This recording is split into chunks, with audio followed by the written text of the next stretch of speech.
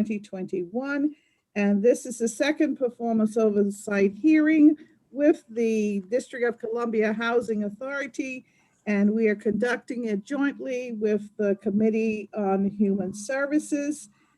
I'm going to give my colleague, chairperson of the Human Services, a moment to introduce herself, and then we'll get right into it. Thank you.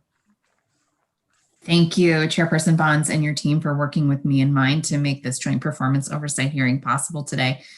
So continues our tradition of joint hearings. I look forward to working closely with you throughout this council period to ensure that the district's most vulnerable residents are connected to stable and dignified housing as efficiently and humanely as possible. The mission of the DC Housing Authority is to provide quality, affordable housing to low and moderate income households, foster sustainable communities, and cultivate opportunities for residents to improve their lives throughout the district. It's unique from other DC agencies because it's independent and because it administers programs on behalf of other agencies. Most importantly, to the Committee on Human Services, DCHA administers the locally funded programs used by the Department of Human Services to exit individuals and families from homelessness, namely rapid rehousing, the Family Rehousing and Stabilization Program, permanent supportive housing, and targeted affordable housing. The district has made major investments in these programs over the last few years, and it's alarming when those investments are not fully utilized. Now that the Committee on Human Services has joint oversight over the DC Housing Authority side of the equation, we will be able to work with the Housing Committee to find more holistic solutions to some of the problems that have been limiting the efficacy of these programs. I want to briefly thank public witnesses for their testimony today, as well as at my committee's May 26th hearing. And I want to thank Executive Director Garrett and his team for their testimony today, as well as for proactively engaging with me over the past couple of months. I look forward to an enthusiastic and in-depth conversation today. Thank you, Chairperson Bonds. Thank you very much. And I too look forward to us understanding this pot of local dollars that really fund this vital service for so many of our most vulnerable residents. And so we can, I think Councilmember Nadeau did a very adequate introduction as to what our goals are for today with this second part hearing. And so I do not believe, let's see, Director Garrett, maybe I should swear you in since on paper it's listed as a separate type hearing. Are you with us yet? Yeah, I'm here. You're back. All right. I'm here. So, and I also, we're going to zoom out just because Mrs. Cornegay Punter is with us also. So we're going to. Okay. So you, all right. Excellent. Okay. So if you would raise your right hand, do you swear and affirm your testimony and any statements that you make before us today to be truthful and complete? Yes. All right. Thank you. We have your statement from the previous session, so we will not need to do that again. But if there are any comments that you want to put on the record before we get into a Q&A with you, we're happy to accept them. Or if that Ms. Pointer wants to put on the record, we're happy to accept them. I think Councilmember Nadeau summed it up. I think working in partnership with not only the committee, but also the council and also the district agencies, DHS to specifically to try and, figure out exactly where the pitfalls are, I think is something very important. So hopefully today we'll be able to answer any additional questions you may have. I know we've talked about this individually up to this particular point, but, maybe members of the public aren't aware of some of the things that we've done. All right. Well, I will, I'll go, maybe, should we try maybe 5-minute rounds? And then we get more questions in? Councilwoman Nadeau? That sounds fine. We can see how it goes. We'll see how it goes. Okay, Yeah. All right, okay. But my thinking is, since this is such an important issue and it affects across the board, the various wards, we may end up with 10, 12 members here. And so this way, everyone at least will get one round, maybe two. So I wanted to start with Mr. Garrett, if you and Ms. Pointer can talk to us a little bit about the memorandums of agreement that the authority has in place with Human Services Yeah. for housing, emergency solutions, grant program for permanent supportive housing, targeted housing, as the councilwoman has indicated.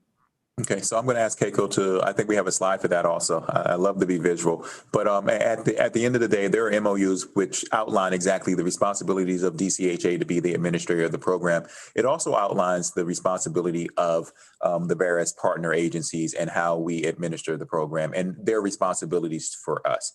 As you can see from this particular slide, it identifies that, we have only two responsibilities: to conduct the inspections for protected units and also to make the payments to the landlord. So those are, really things that we do with the MOAs. That's why they're created.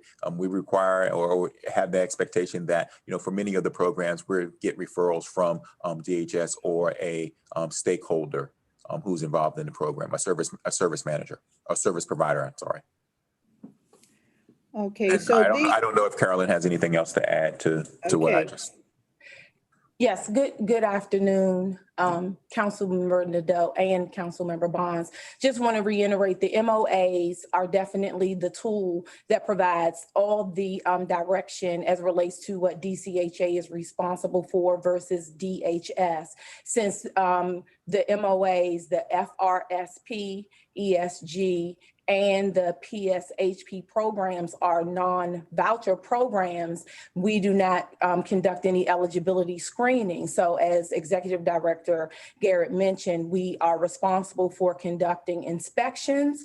And for FRSP, the Rapid Rehousing Program, it's initial inspections and complaint inspections.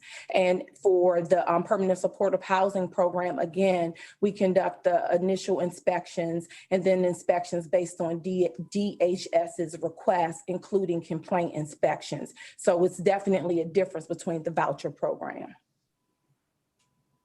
all right, and also it says number 2 item indicates that you make payments to landlords.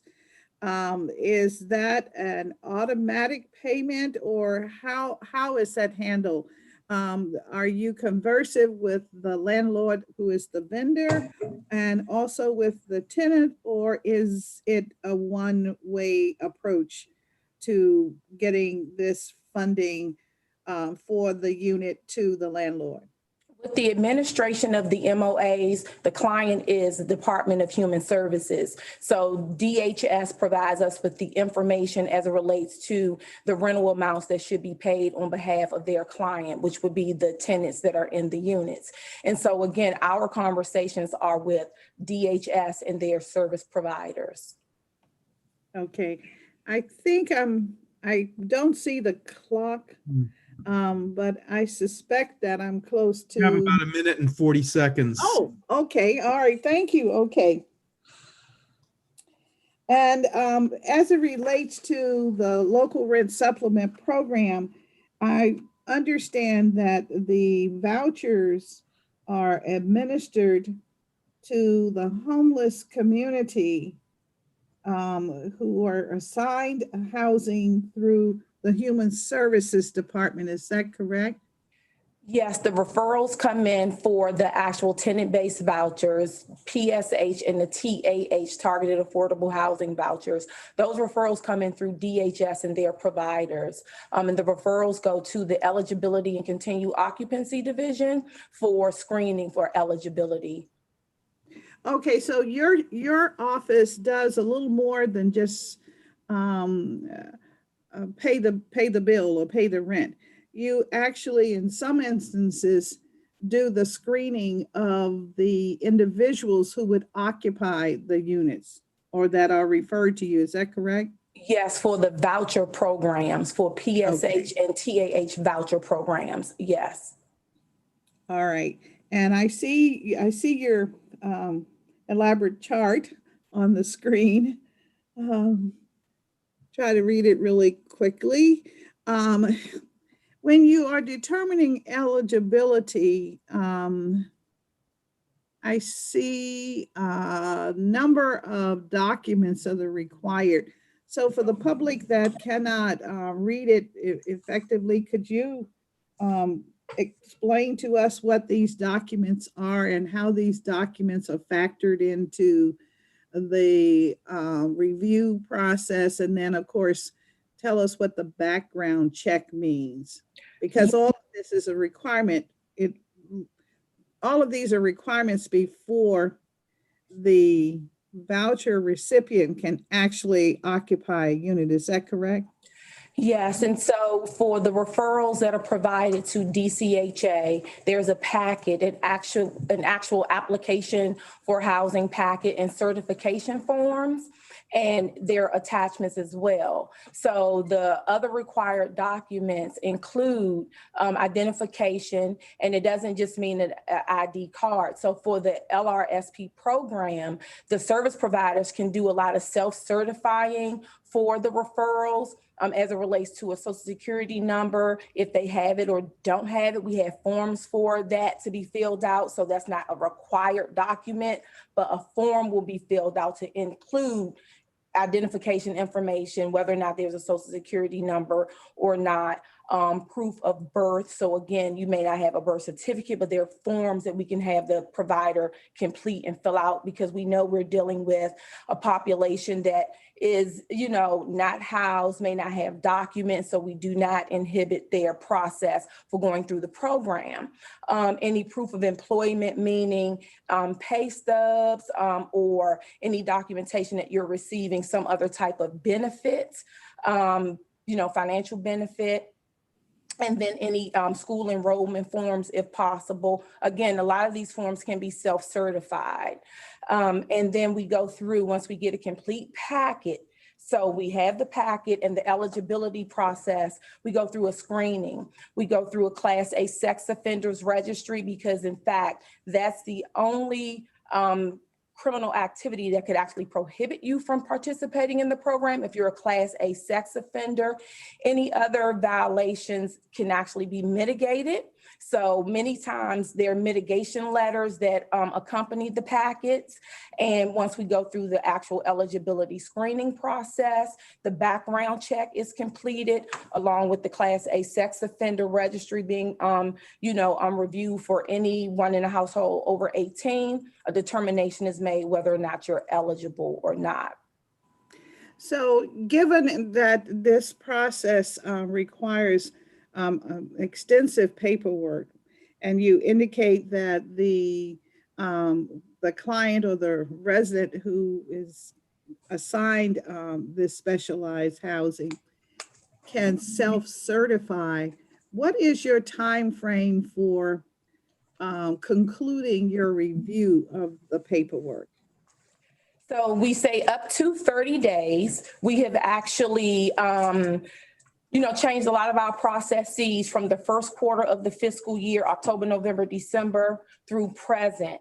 And so when it was taking us longer than 30 days, that's because we did not have some of the upfront information as it related to verification of employment or income. And so our regulations allow the client to self-certify. So they can go through the self-certification process, which speeds up the screening process. So during the last hearing session, we talked about how we had not deemed a lot of the applicants eligible from October, November, and December. In January, we approved 181 applicants for eligibility for local subsidy. And then in February, it was 216. So with our enhancements that we have made, also the self-certification forms being utilized, we are getting through the actual screening process much more quickly and expeditiously. Well, thank you, Ms. Pointer. My time is up. Councilmember Nadeau? Yes, Madam Chair. Let's switch to 10-minute rounds. You were kind of on a roll. Yeah, it seems like. Was there anything else you want? I do want to ask, I guess if I may, I don't know how many, maybe 2 minutes I may have. I'm not sure. Yeah, they'll round it up like 10. Okay, all right. We're gonna show that the Magnificent Seven can do this and do it right? Okay, and Magnificent Seven, for the public's benefit, that's the women that are members of the council now. That's how that. terminology is being used. I do want to ask about employment, and I think education. What would be required for those categories, for goodness sake? And remember, you indicated self-certification is in play. Yes, so for employment, we do upfront verifications from the Department of DOES, so Employment Services. We also use HUD's Enterprise Income Verification System. So we have various upfront verifications that we can utilize for income. So for example, the income verification upfront, though, there's a lag. So if I worked 6 months ago, that information will come up, right? But now I'm no longer working because of COVID and my employment status has changed. We won't know that. We're just looking at the verification forms or the upfronts. But if the actual applicant says, no, Ms. Punter, I'm not working, there is a form that they can fill out and sign and indicate that my current income is not reflected in the upfronts. And we can move forward with that versus saying, no, there's a discrepancy and we can't move forward. That was a big roadblock before. But again, we're utilizing the self-certification process to go through eligibility. Yes, I can imagine that would have been a tremendous roadblock, because in order to determine what a client would be paying, it would be based on whether or not there is employment. Am I correct? Is that still a requirement? Okay. Yes. So yes, well, thank you very much. And now I'll turn the floor over to Councilmember Nadeau. All right, let's go. I got 25 questions and some of them got multiple. All right, we're gonna move it. All right, so the Housing Authority ended FY20 with a surplus of approximately $8 million that had been budgeted to pay for PSH and TAH placements. This is in addition to $6 million that was captured and reallocated to the FY21 budget by council. Was there any underspending of these funds also in FY19? How much, if so? Yeah, so there was some underspending in FY19. I want to say approximately $15 million. Well, that's more than some. How were those underspent? Were those, did those go to maintenance then? Yes. Okay. All right. Why do you think the Housing Authority has failed to spend approximately $14 million in FY20? So there are various reasons why. First of all, we definitely enhanced our communication with DHS and was meeting on a regular basis. We actually put DAS on a utilization plan to actually submit referrals on a monthly basis. But then you have COVID that actually impacted our operation. With that being said, coupled with the talks that there would be no additional enhancements going into FY 2021, we wanted to be conservative to make sure that all those families that were in the pipeline that were being referred, who were housed or seeking housing and not just leased up yet, we will be able to provide funding for them in the following fiscal year. So by the calculations from our previous CFO, we knew we would need about that $8 million to make sure that we can continue to fund those who were housed or going through the eligibility process throughout FY 2020. So again, that was our approach to ensure that we could actually keep the families housed in 2021. I'm sorry, I want to understand better. Are you saying that you were worried that we didn't have enough funds to continue the program in the following fiscal year, and that's why you were holding back?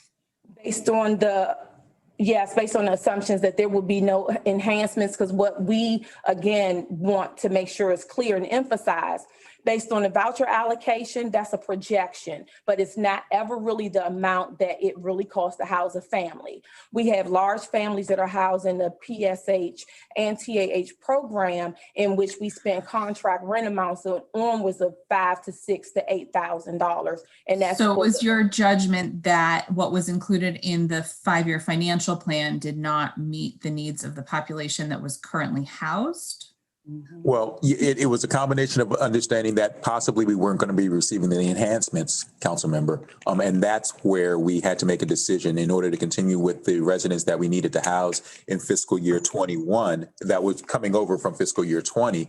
We wanted to make sure we were, as Carolyn said, we wanted to make sure that we were able to do that. So we took a very conservative approach when we heard that there was a possibility enhancements weren't going to be provided to us. By the mayor. Through the budget. Okay, so this isn't, okay. But So we tried to make an affirmative adjustment, anticipating, something going in a different direction budget wise due to COVID.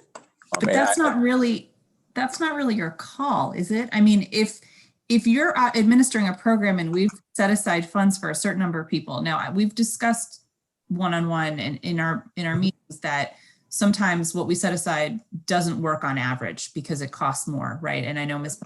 was getting into that before I interrupted her, right? So like all the units we fund, we say it's a certain number of units. It may not end up being that number of units, but the delta here of 14 million, to me, it seems like what should happen is we give you the money, you spend it. If you think the next fiscal year you're not going to have enough, you come to us and say, you gave us this money, we spent it.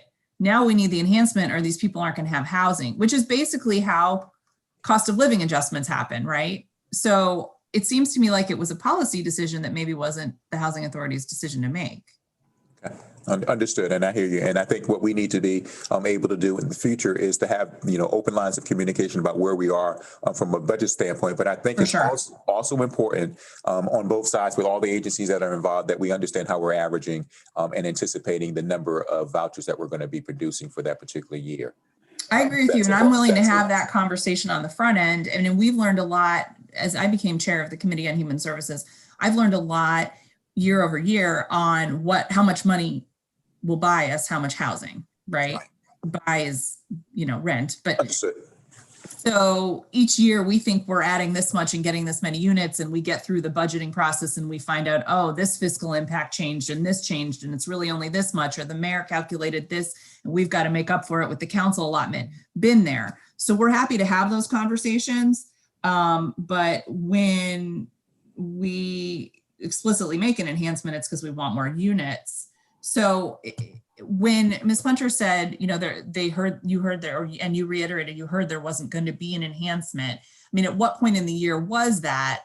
Because council then added money in our budget process. Yeah, I don't recall the exact time frame. Okay. All right. So I think we've gotten the point across here on this, but are there certain tasks or responsibilities that the Housing Authority currently does that would make more sense for DHS to do or vice versa?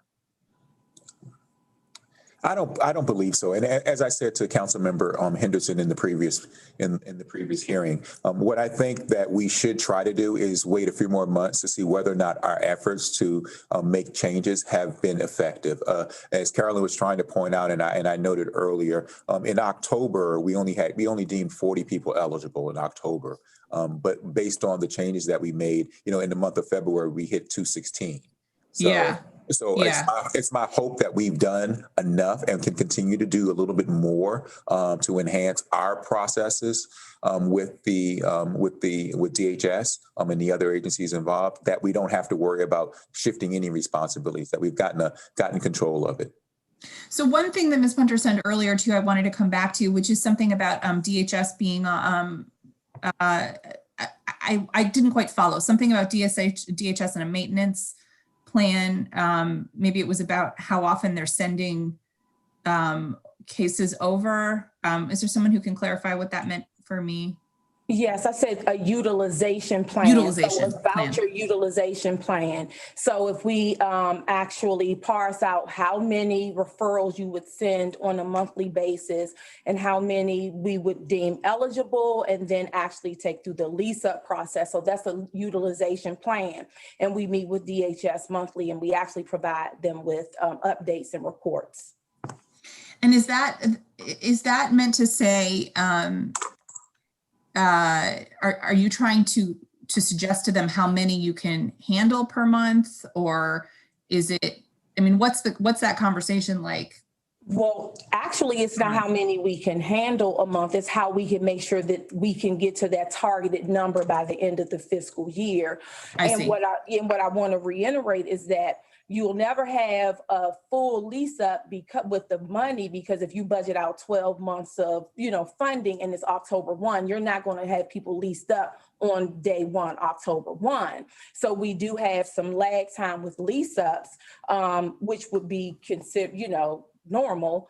And also you have households who would be deemed eligible for a voucher in March or April. A voucher actually is a 180-day document that says you get 6 months to find housing. Of course, we can expedite the process for finding housing. DHS is doing well in that regard. We're having meet and lease events and things of that nature, but it's ultimately the family's choice whether or not they want to choose to live in a certain unit. So they do have that choice. So again, It's just making sure that we get to that point at the end of the fiscal year where we do have people deemed eligible and vouchers in hand based on the allocation from the fiscal year. For sure. And I don't know if this is a disconnect between the difference between the council budget and your blended budget with the federal funds. But for us, when we are looking at funds that are falling to the bottom line, those don't include obligated funds. And so in my mind, anybody who's been promised a voucher should be considered, that funding should be considered obligated and not falling to the bottom line. So if that's not something that's already happening, let's fix that. But my understanding was that the money we're talking about right now was not spoken for. So this is the end of my round, but if you had anything on that, feel free. Yeah, I would say that I wouldn't necessarily say that that is the truth, because again, if you have a voucher in hand, you have the potential to lease up. So if you have a voucher in hand in June, July, August, but you just have not leased up, and let's say it's October 1, you have the voucher, but of course there's no actual contract rent because we do not have a lease in place at that point in time. So then those families or individuals that were deemed eligible the prior fiscal year, they may lease up October 1st, 3rd, 5th, November, or whatever the case may be. But again, those vouchers were actually issued in the prior fiscal year. Okay, we'll work on that. And council member, there's one thing I just want to add, and John, Sarah, our CFO isn't with us today, but the one thing I would probably talk to him about is whether or not we use what we consider to be the average HAP agreement or HAP amount. And do we use that for an individual who hasn't necessarily leased up yet to try and identify exactly what we would need? Thank you. I don't know if that works or if that would be acceptable, but I will definitely talk to him about that. Yeah, I'm happy to hear more about that. Thank you. Thank you. Yeah, thank you very much, Councilwoman. This is such an important area. I too am very curious about how we can solve this problem, because if you have $15 million and the expectation is that we are spending $15 million in a year or FY year, and we're really only spending 11 million, what happens to what's left over? We kind of know what it has been, that it goes into the repairs. But what I'm really concerned with is two things. One, are you receiving from Human Services or any of the other agencies more requests for the utilization of a voucher than you have money for, or are you not receiving enough cases so that you end up with money left over? Is that a part of this equation we're speaking of now? I'm going to let Carolyn speak to that, because I don't necessarily, and she can better explain, but I don't necessarily think it's that we don't have money for the individuals. I just think it's a process. The hiccup is in the processes. Yes, I totally agree, because again, you have to go through the eligibility process. There's a briefing that is conducted. The voucher is issued, a unit search ensues, and then you have households that have time to actually find units. We do understand we're talking about individuals or families who may be homeless, but they still have a choice and options. There are times in which they may say they want a unit, and then they do not for various reasons. So again, the choice is on the actual voucher holder, but we do everything that we can to expedite the process. Again, the meet and leases and doing matches with landlords. We even do pre-inspections. So it's not that we're not getting enough referrals or that even households aren't deemed eligible, but it's just a process that you know, have to really appreciate. And again, we expedite as much as we can, but the household ultimately makes the decision whether or not they want to lease up in unit A, B, or with whatever, you know, other unit they may have found.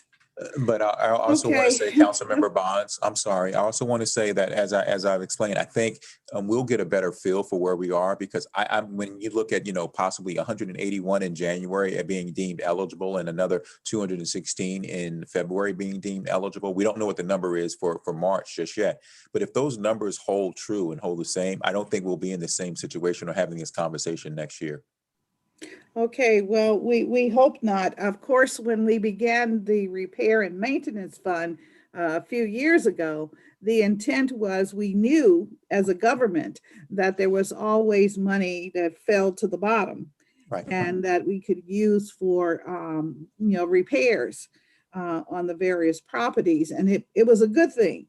But I always made the assumption that the utilization of the pot of money was based on the referrals that you receive from the other government agencies, health, behavioral health, and human services that were, you know, that were accurate. In other words, if you got 10 referrals from one agency or from human services, that you processed 10 referrals. And that was how the process or the program was operating. But I'm kind of hearing now, I'm beginning to wonder, because on your end, you have some issues, bottleneck that you're working on, and I want to hear more about what has really changed. What are the changes that you have made that you're beginning to see benefits from? But on the other hand, I'm hearing that you can only process the referrals that you get. So if you only are getting 10 and you maybe were given money for 12, then there's going to be some falling to the bottom line. So I'm just trying to understand what's going on. I don't know if Carolyn wants to speak to the number. I don't know off the top of my head the number of referrals we actually receive from DHS.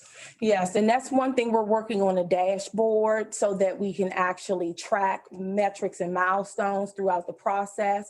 And what I want to also say, even that last year in 2020, we started having meetings with DHS on a regular basis so that two agencies who are prominent in the process were on the same page. And that actually helped us out a lot and put us in a better position even today to communicate. And so with the dashboard, we'll know how many referrals we have, how many deemed eligible, so what's still in the pipeline, who has been deemed eligible and also have gotten a briefing, because once you're deemed eligible, those eligibility notices go back to DHS because DHS has to reach back out to the providers so that we can schedule briefings. So it's not your traditional, someone has been deemed eligible and then we contact the actual applicant and bring them in for a briefing, even virtually. DHS will drive that process. So they tell us who will come in for the actual voucher orientation briefing. So we wait for them to let us know from the folks who have been deemed eligible or the applicants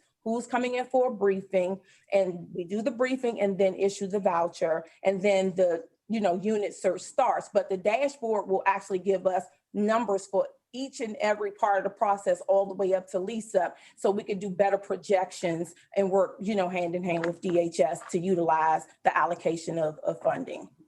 Okay, so today you could not tell me in this last 6 months if you have received more referrals than you have been able to process. We can provide you with numbers. We don't Yeah, have that's what what I would like to see.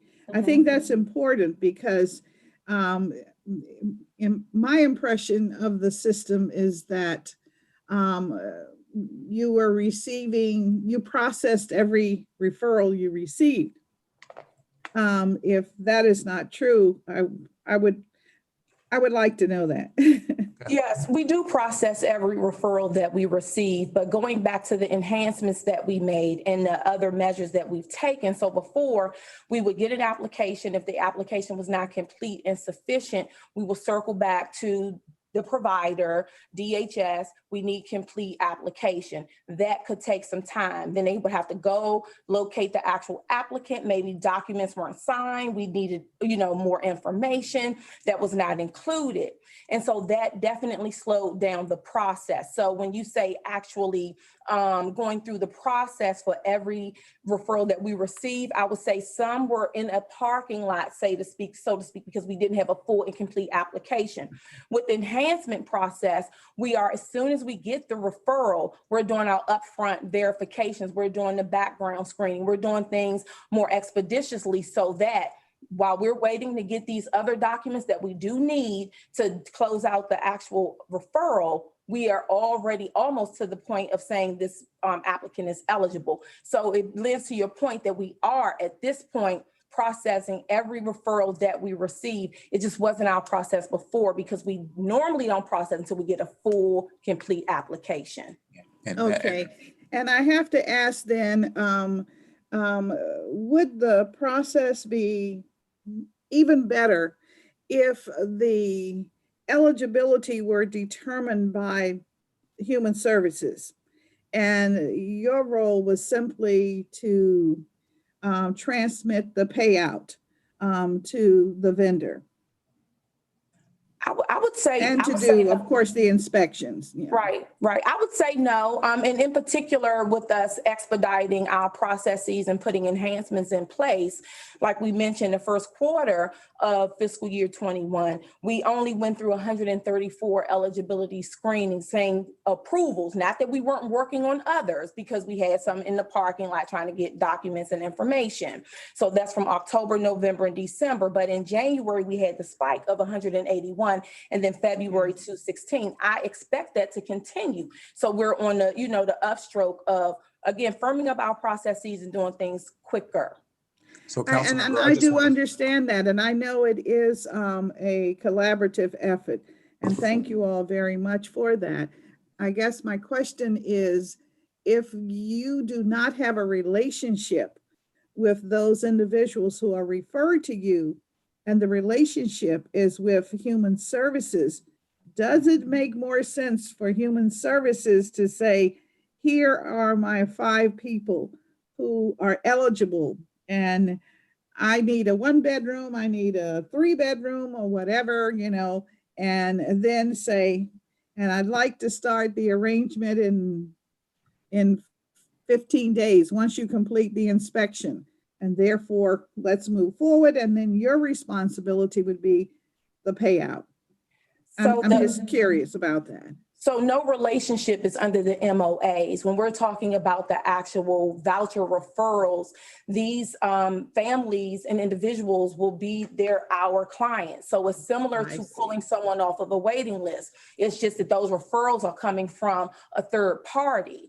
But once the household is deemed eligible, they go through the voucher briefing process, they're issued a voucher, they lease up, they have a housing program specialist that's their point of contact. Versus in the MOA, it's no voucher, there's no relationship with that actual client.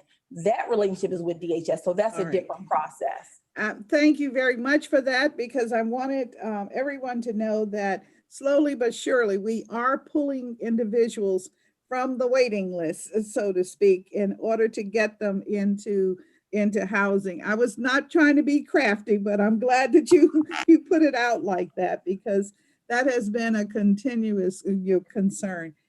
Thank you very much, Ms. Pointer, and thank you, Director Garrett. I'll turn to...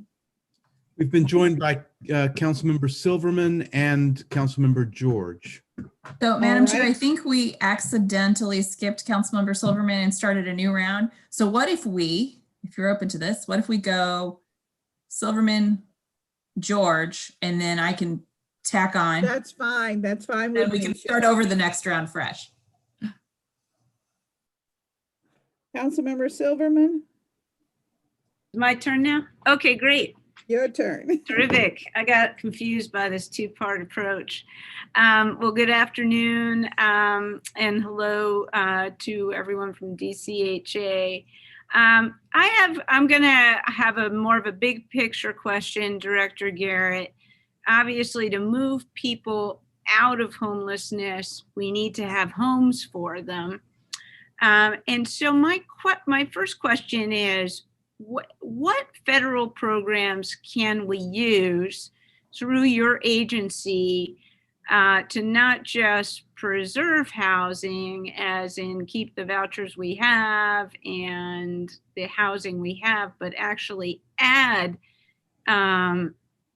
deeply affordable rental homes that will help us conquer our homelessness issue? So what else do we have? I see now there's a chart here. Yeah, we put up a chart, but I don't know if that actually addresses your particular question. I think you're asking what additional programs does HUD have already in the hopper Yes, that can be actually utilized. exactly. In all honesty, this is it. There are no, unless they've been giving out additional dollars through the stimulus package. And I think the district is looking at how to, supplement current programs that we may have to enhance them. I think that's one option. But as far as any real new programs coming out of HUD, other than what we've shown to you, there is nothing to date, at least on the voucher side. Okay, let me actually parse just what you said. So first, yes, everyone is hearing about $2 trillion, $2 billion coming to the district. How does this help our homelessness and those who need deeply affordable housing? So how will that money help? I can't answer that on behalf of the district, unfortunately, Councilmember. And it's because it depends on what type of programs you want to put it towards. If you want to enhance programs that you already have, or if you want to create new ones. Okay. If the dollars were coming directly to the housing authority, it definitely would help our transformation plan, right? It would give us the opportunity to do a lot more with what we have, what we've already started in terms of our planning of rehabilitating or redeveloping properties that we have already. Okay, so let me make sure I understand your answer. So, Director, you're saying that you don't expect the Housing Authority will get any of the dollars from the Biden rescue package? I have not heard of any of any housing authority incentive as of yet. Now that could change tomorrow, but as of today's date, when I'm sitting here, something could be going on at my computer right now. Okay. I haven't heard of any packages coming down. Okay. So then let's move to the second part of your answer, and my bigger question, which is the tools to build more deeply affordable housing. So if I'm remembering one of your other slides, you said like goal number 7 was creation of deeply affordable housing. Yet you're saying to me that we have no federal sources to do that. I think we're. Am I mixing things up? I'm not going to say you're mixing things up. I think we're all hopeful and optimistic that something will come down the pike. But right now, the programs that I would utilize to develop additional affordable housing or preserve the affordable housing that we have right now would be. Well, so help me understand then, what tools do we have to create, not just preserve, but create deeply affordable housing, the 0 to 30% housing that are in your purview? Okay, that would be a RAD program. The Rental Assistance Demonstration Program could be used to create new deeply affordable housing units in conjunction with other, private equity and low-income tax credits that could be utilized and layered together to create deeply affordable housing, in addition to utilizing demolition disposition applications that many housing authorities utilize. But it still comes back to, what source of funding is going to be utilized to create the subsidy level that's necessary to create the deeply affordable units. And again, it goes back to, various programs such as the Housing Production Trust Fund application that we participate in, along with tax credits that may be out there. There is one other program that HUD has. They only give out 6 awards per year, and that's the Choice Neighborhoods application. Is similar to what, it's more comprehensive than what Hope 6 was, because they require a lot of wraparound and participation from third-party stakeholders. But for a housing authority, really that's it right now.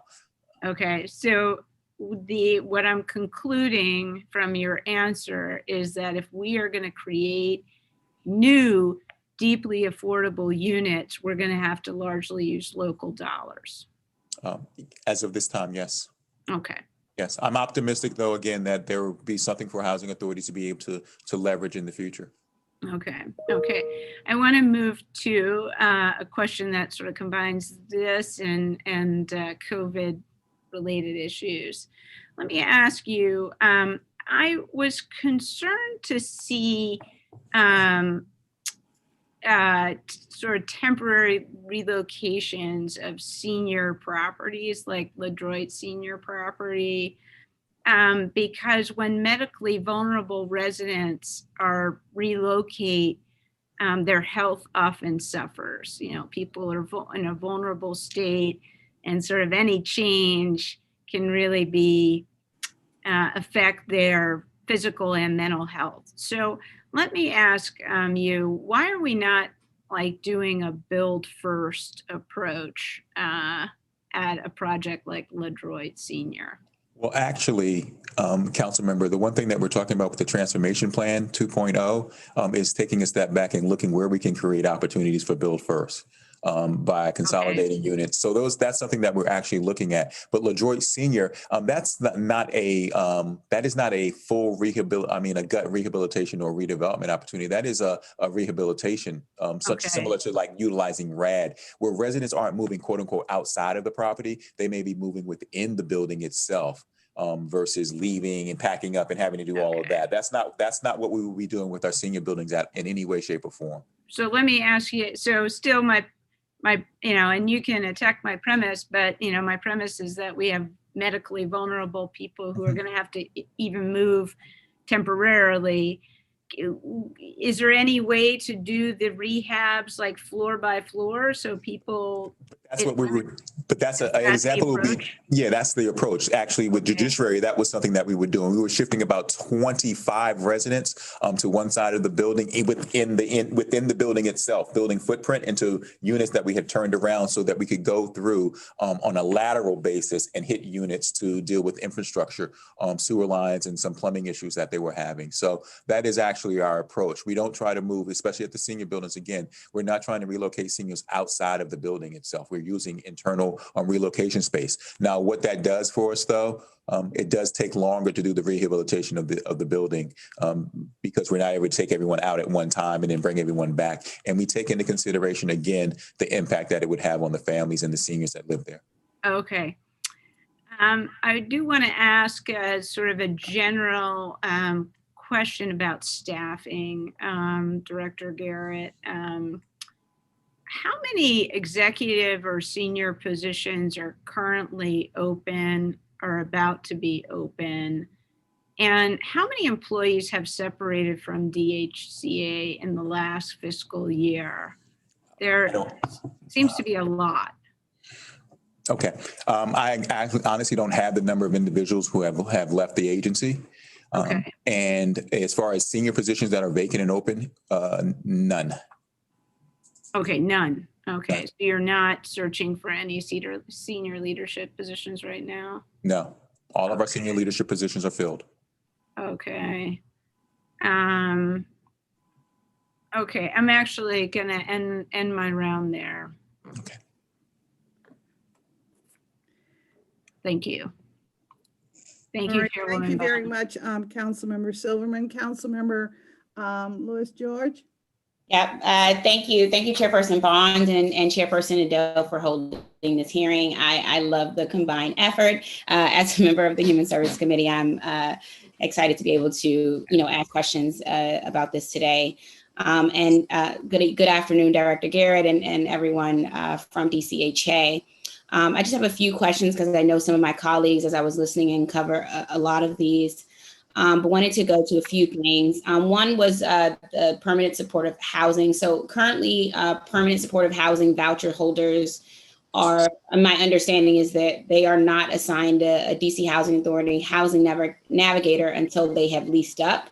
Would it be possible for each PSH applicant to be matched with the housing navigator when their application is submitted, thereby increasing connection with housing navigator and thereby providing a contact at DC Housing Authority for the client and case managers to stay in contact? And who can troubleshoot any DC housing related concerns? Well, I can talk about the DC troubleshooting because based on some of the improvements that we actually made, we have a direct liaison, Ms. Sherry Smith for DHS now. So she's the point of contact that if there's anything going on, she's contacted, and she's also hosting the weekly meetings and interactions with DHS on the local program. In addition, we also have Forrest Hayes, who works on the other side with the developers. I shouldn't say developers, the property owners. So Forrest Hayes is the individual from our office who is the point of contact when it deals with a PBV.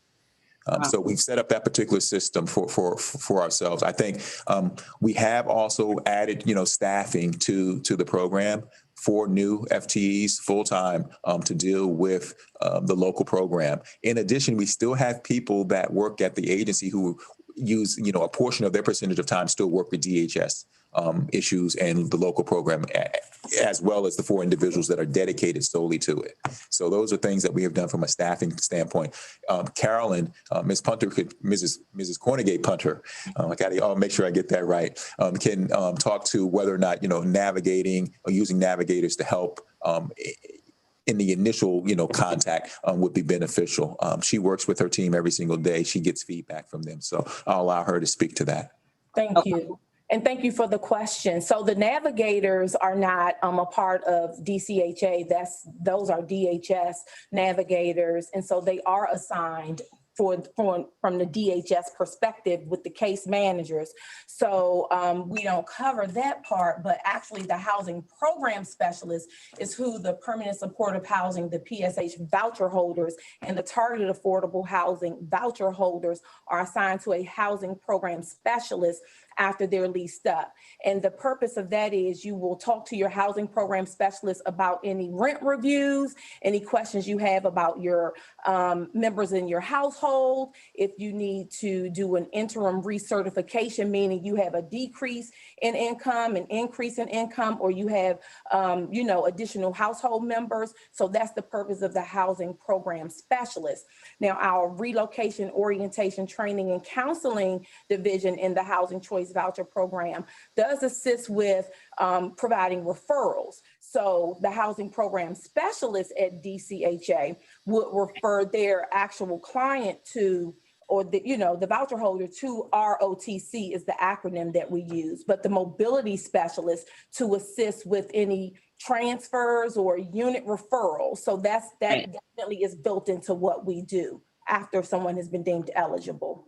Okay, so that's helpful. And so to clarify, so would it then, would it be possible for PSH applicants to be matched with the program specialist like as soon as their applications are submitted, rather than waiting until they're leased up?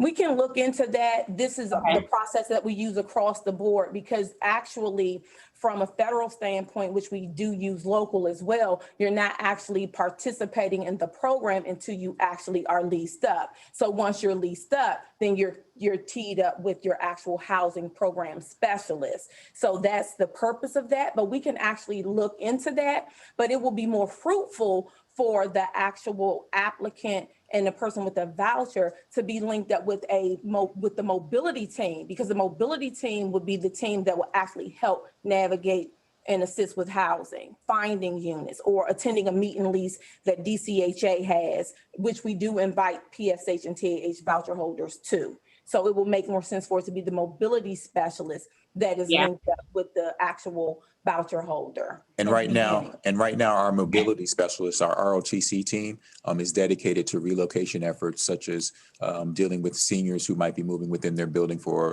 a rehabilitation effort, or residents that have been at, let's say, Park Morton. The ROTC team deals with those residents right now to help with relocation efforts. So that would have to be an expansion of another department in order to be able to take on that task. Okay. So and I'm really happy to hear about, and thank you for giving Sherry Smith and Forrest Hayes as the contact. And I know you said you have added staffing to that program.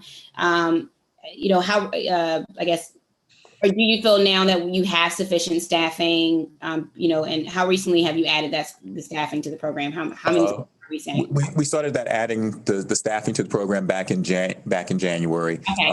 What I did tell the members of the committee earlier this afternoon was that I wanted to wait until right around May to see exactly how we've progressed. I think we've shown considerable improvement, but it's only based on a 2-month window. And I just want to see where we actually are in right around May to see whether or not there's something else we need to do to tweak it. But I can tell you, if we do identify a logjam or there is an issue or an obstacle that has occurred, we'll make a 180 pivot if we need to immediately to correct it. We're not going to wait. I'm not going to wait till May to make a decision if something needs to be done. Perfect. That is great to hear, and that's helpful. And the reason why I was suggesting, you know, sort of adding the person at the beginning of the application process rather than waiting till they're leased up is just, it might be valuable, I guess, to strengthen the connections to ensure clients have a clear contact and at DCHA to build that relationship and address concerns. And so I appreciate you all looking into that. Yeah. Wanted to hear sort of how are DHS and DCH working to strengthen relationships with landlords to reduce barriers to housing. So for example, you know, can you provide like a work plan on how DCHA and DHS will remedy communication issues between clients, providers, and landlords, especially small landlords? You haven't noticed communication is a big theme here because that's where I'm hearing breaks in services are happening, breakdowns are happening. And Carolyn loves to talk about this. So she loves to talk about her resident and landlord briefings that we hold. That is very important to try to attract new landlords and also try to keep landlords that we actually have on the program. She does her meet and lease with landlords and residents, all these sorts of things to provide for communication. It was a little more difficult this year based on COVID. A lot of things that we tried to do with virtual versus having people in the room. And I think that's important to note. But we haven't strayed away from trying to encourage and have participants and participation from our landlords and the development community. So I don't know, Carolyn, if you have anything else you want to add. So yes, Executive Director summed it up pretty well. And we also actually participate in meetings with DHS. They have landlord meetings as well. And we have a point of contact that participates. And just last week, we had a meeting with the providers and some developers or property managers so they would understand who the points of contact are. We had a PowerPoint presentation. We sent it to them. It was very well received. We got a lot of great comments and feedback because we do understand communication is key. So we're trying to definitely tear down that barrier so people will know exactly who to contact and for what reason. And I think that DHS wasn't normally in the past. I don't think they were actually doing these type of briefings, but Carolyn says that they've started to do them now, which is very important because both teams doing, you know, briefings and encouraging landlord participation and different things like that, I think will go a long way. Absolutely, I agree with you. And I'll probably ask. I would love to see see the presentation, just so that I can continue to support our constituents here. While I only have 50 seconds left, I wanted to return briefly to a conversation that began in the first hearing, which is how have lead abatement inspections and abatements been affected by the pandemic, and are you on track with the re-inspections and reevaluations of the completed units? Yeah, we are. We are on schedule. And the reality is that it's our goal to be finished with the full interim controls and abatement no later than 2024. Awesome. Perfect. Great to hear. That was a great, quick answer for the end of my time. Thank you so much, Chairperson Nadeau and Bonds.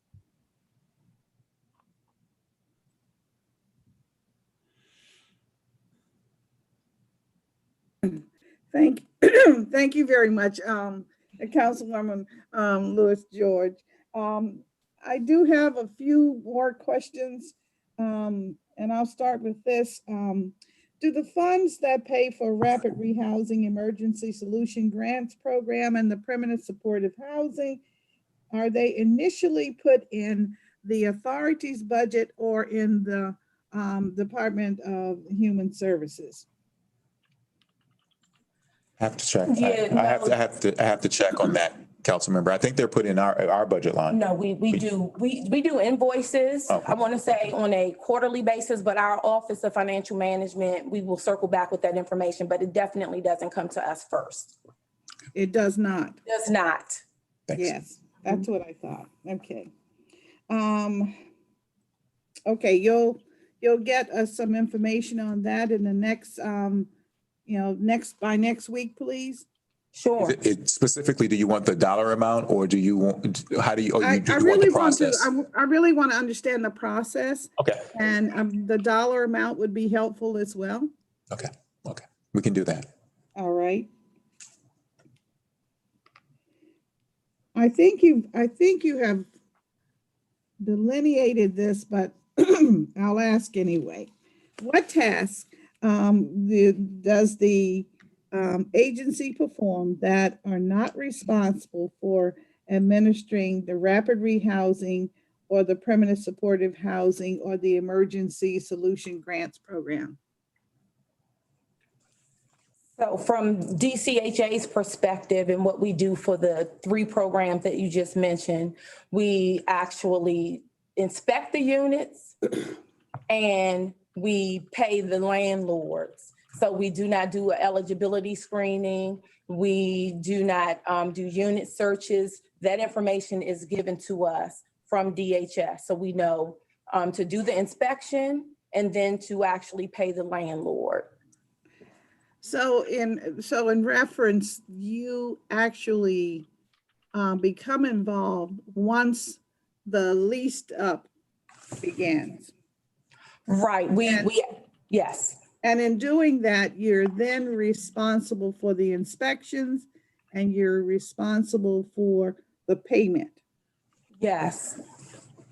And I gather from the conversation with Councilmember Louis George, you have the capacity and the personnel that are assigned to work with the leasee or the resident that is in the voucher unit if they have housing specific needs. So your question was about the FRSP, ESG, and so that's the MOA program. So that's a non-voucher program, and those clients do not have vouchers. So the client is DHS. So that's that situation. But for the TAH vouchers and the PSH vouchers, yes, we have the capacity to provide assistance when it comes to housing and transfers. And we do invite the clients, because they are our clients, they're leased up, they're in the system, they have a housing program specialist. We treat them as we treat the federal voucher holders with the lease ups and the meet and lease events, referrals to landlords and things of that nature. But again, the MOA is a different process from the tenant-based voucher program. So let's talk a little bit about the sponsored-based vouchers and tell us how that program operates and what role the authority has in that program. The sponsor-based vouchers are very similar to your MOA processes in a sense. So the sponsor base, you still go through the eligibility process like a voucher program.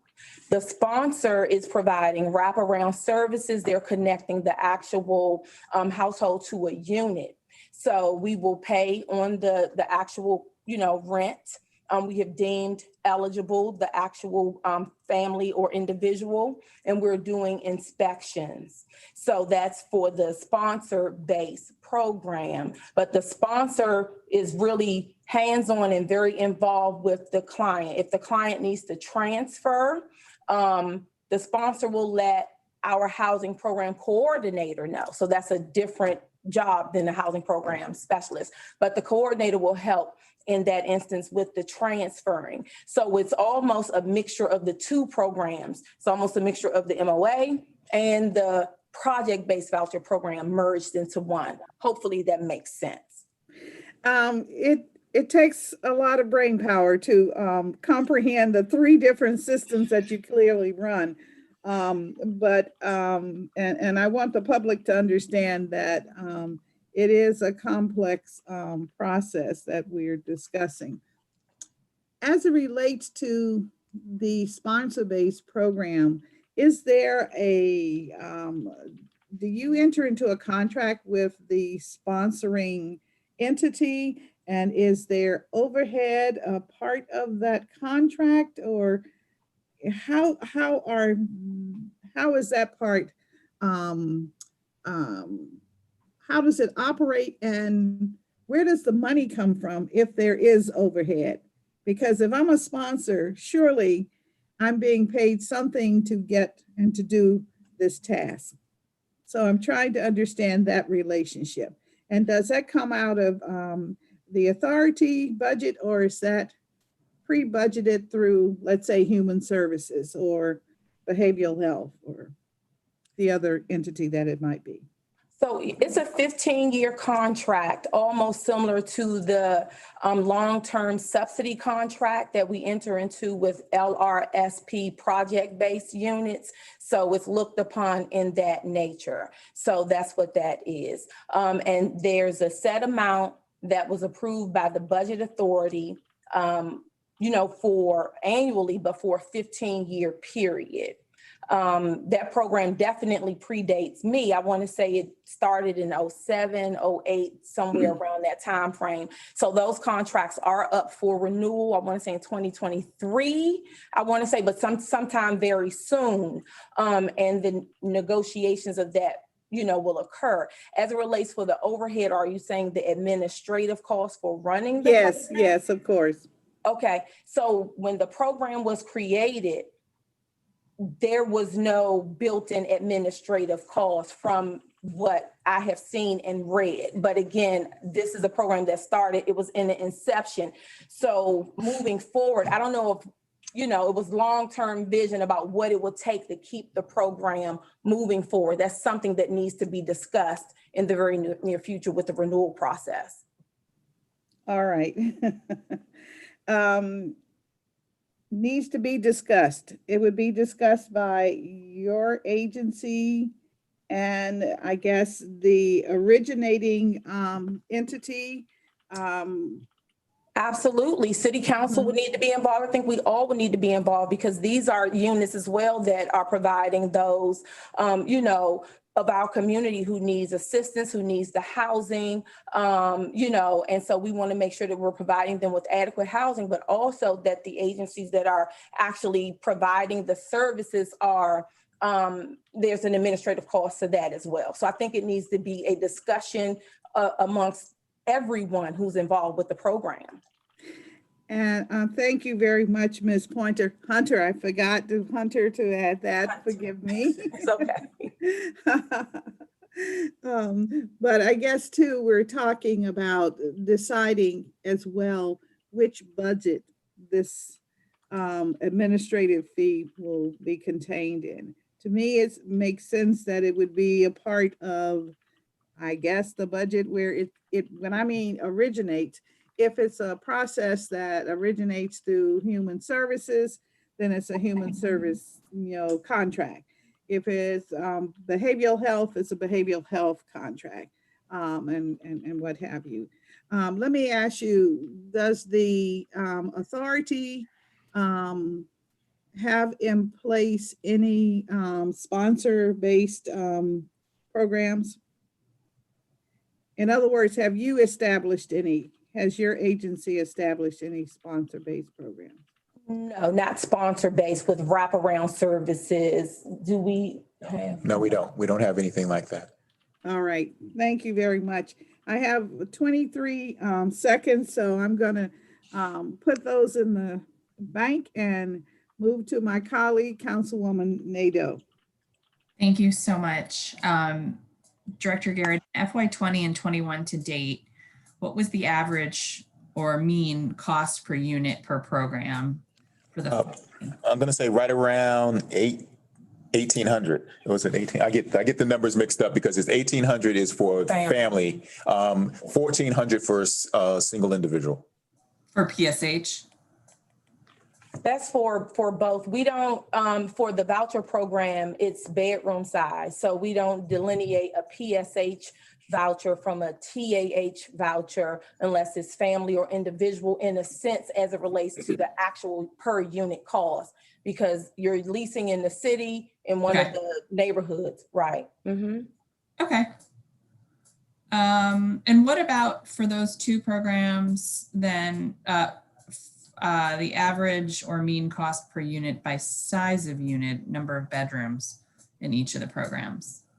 So we would have to do a deeper dive, because what we do, we just take the average in general from the total amount of participants in the program. So we don't delineate based on bedroom size. Or what I can tell you for our 5, 6, 7, we have 8 bedroom units.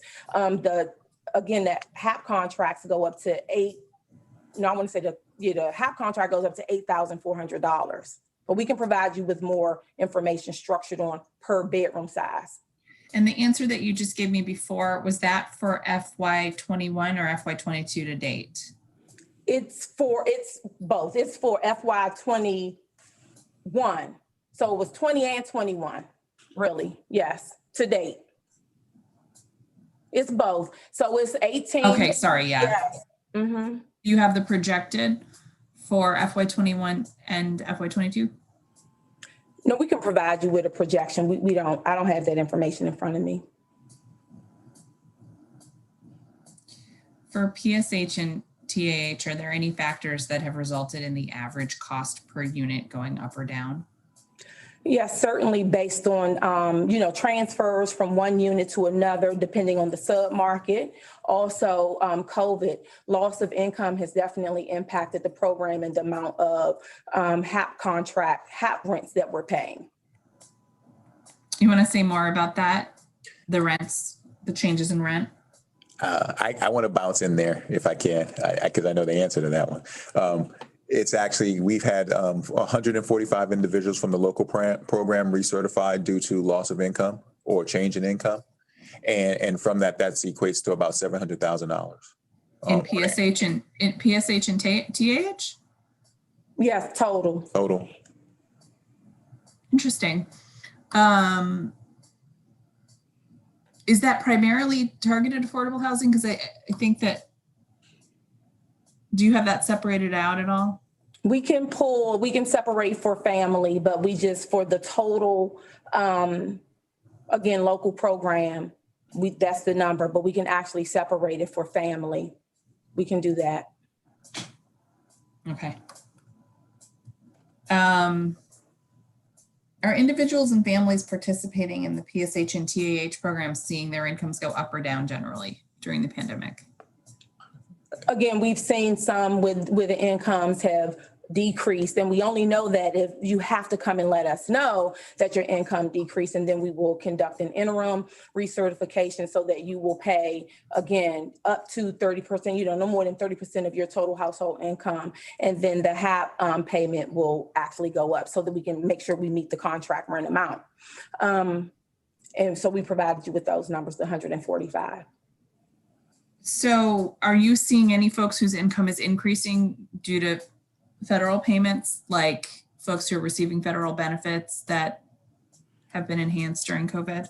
So the enhancements, we don't count towards total household income because, again, there are enhancements and they're temporary. So it's not anything that is consistent. Makes sense. Okay.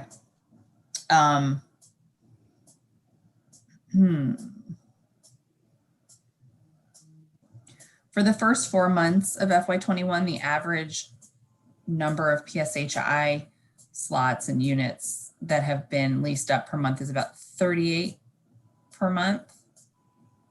However, DHS predicted in its responses to pre-hearing questions for us that it will increase the average number of lease ups per month to about 67 for the rest of the fiscal year. Do you agree with the expectations being set by DHS? Yes, we meet with them, and again, that's part of the utilization tracking and plan that we discuss with them.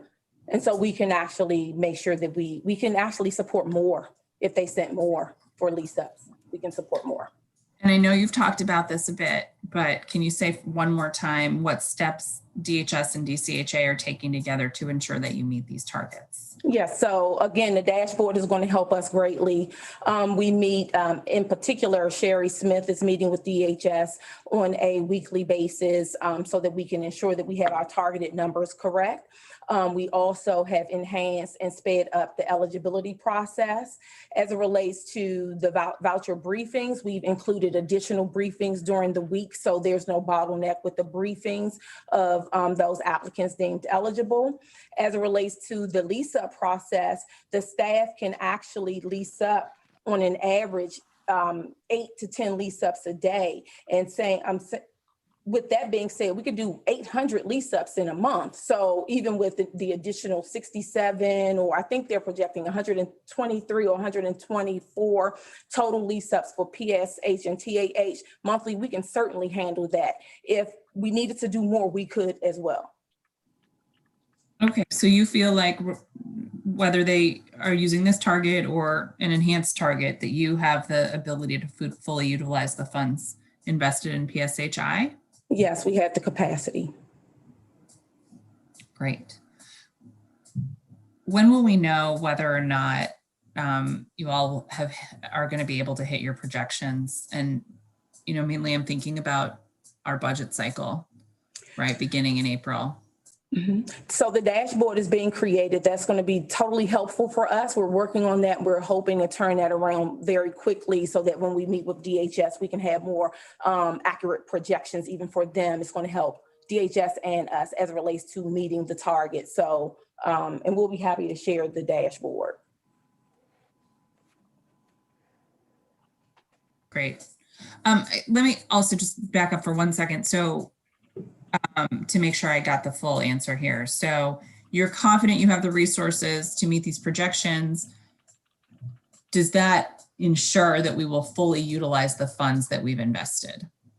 It will ensure that we will definitely be able to get the referrals through the eligibility process. It will ensure that we can have briefings. It will ensure that once families decide or individuals decide that they want to lease a unit, that we could get the families leased up. But I still want to caution you, just in a sense where if vouchers are issued in, your July, August months, there is a lag. But what our goal is to make sure that everyone that goes through or submitted to eligibility gets through the eligibility process and that they have a voucher in hand.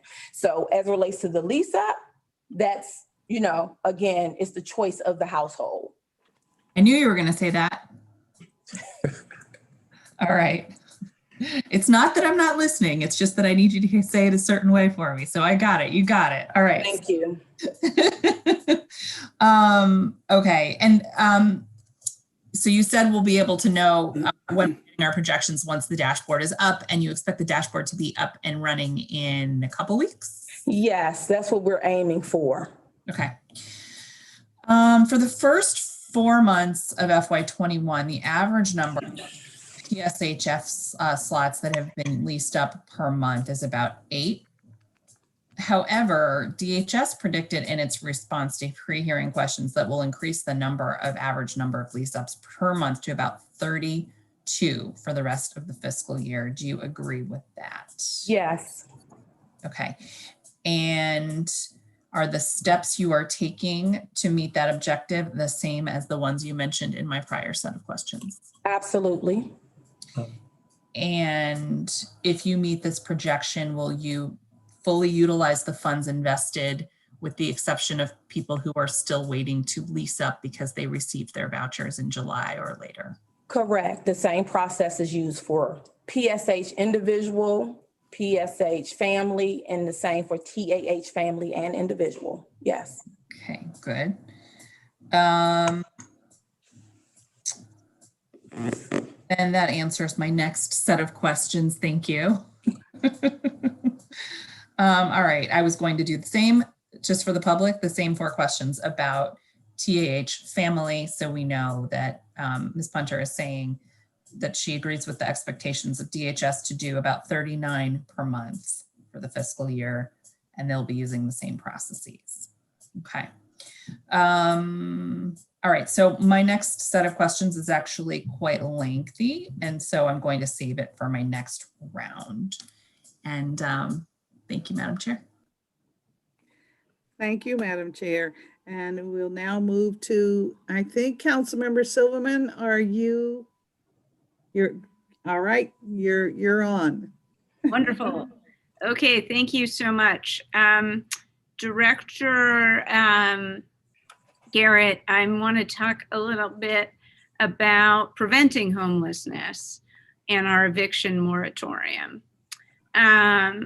So one of the issues that has arisen is about tenants who pose a health and safety risk to their neighbors. And the council is being persuaded by the landlord community, and I put you in that category, to address this issue. So let me ask you first, as a landlord, during the eviction moratorium, how are you managing the situation of a tenant who poses a danger, a health and safety danger to neighbors? Thank you for the question, Council Member. I do want to distinguish DCHA from other landlords in the city. And the reason being, we're mission driven, right? Okay. We are normally the last resort for the most vulnerable population. So it has to be something that is very egregious that we don't think we can mitigate. And it would have to be some type of illegal activity that puts everyone else in the complex or their neighbors at harm's risk before we would take such action. So, okay, have you taken action to remove a tenant from a property? I would have to check, but I don't think it's in abundance. I know we have been respecting the eviction moratorium and again trying to mitigate any factors that may be out there. So I can get the number for you. Okay. Have you heard from landlords who are house tenants who have vouchers about this issue? I've only heard, in all honesty, since COVID has started, I've had 2 emails.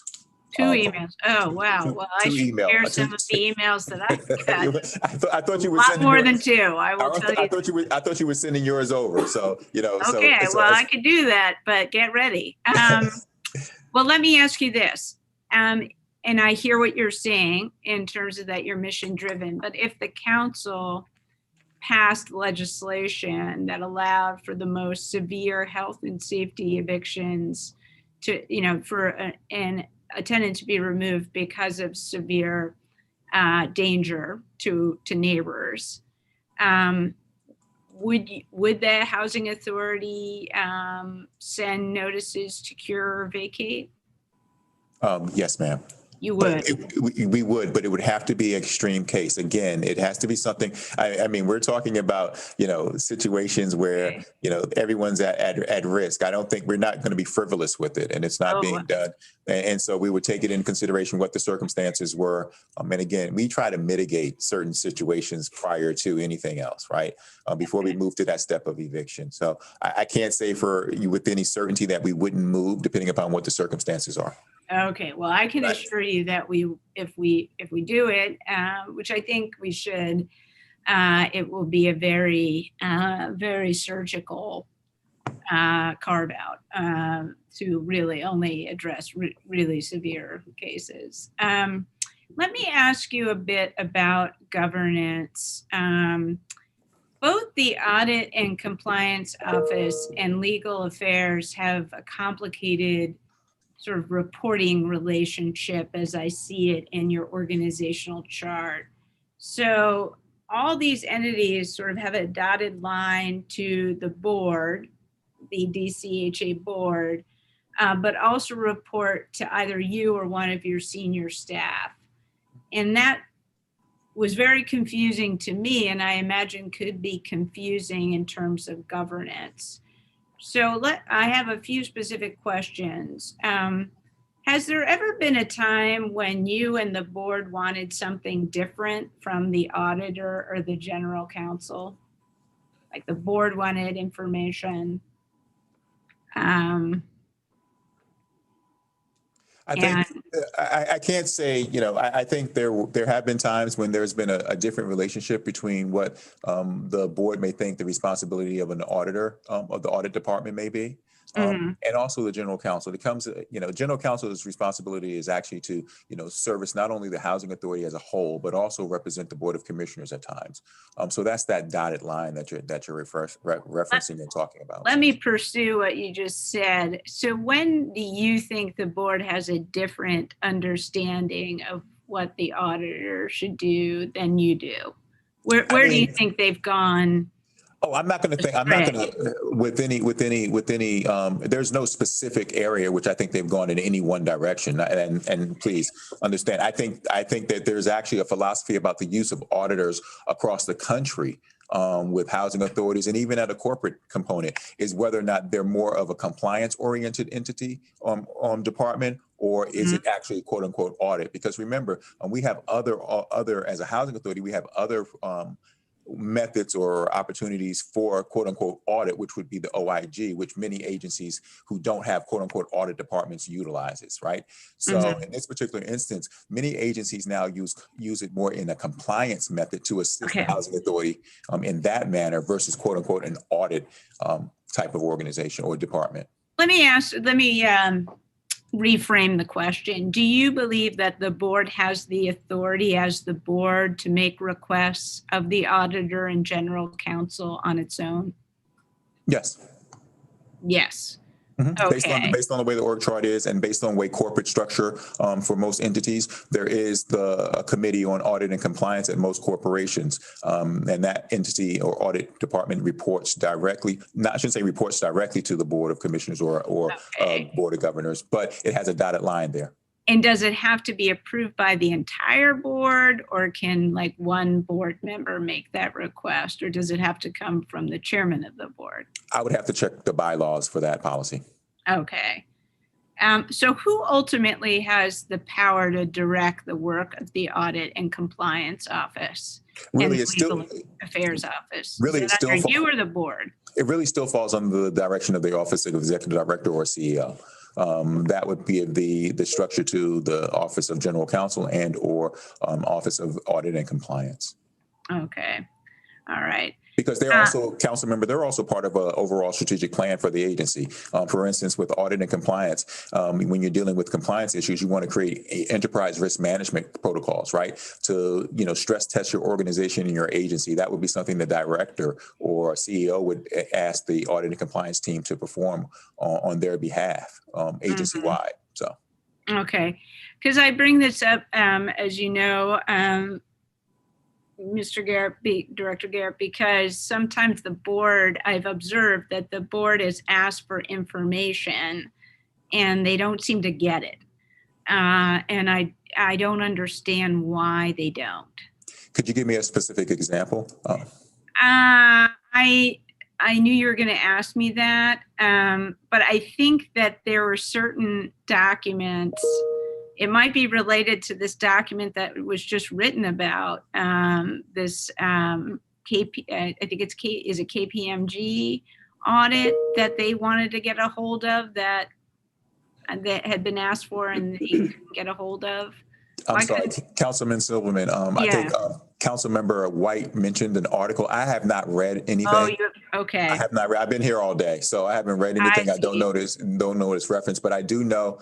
So I don't know I don't know if the story actually referenced. I do know we gave a quote, and I think we stand on that particular quote as to whatever he's referencing. Okay, I'll just ask it this way because I actually haven't read the article either.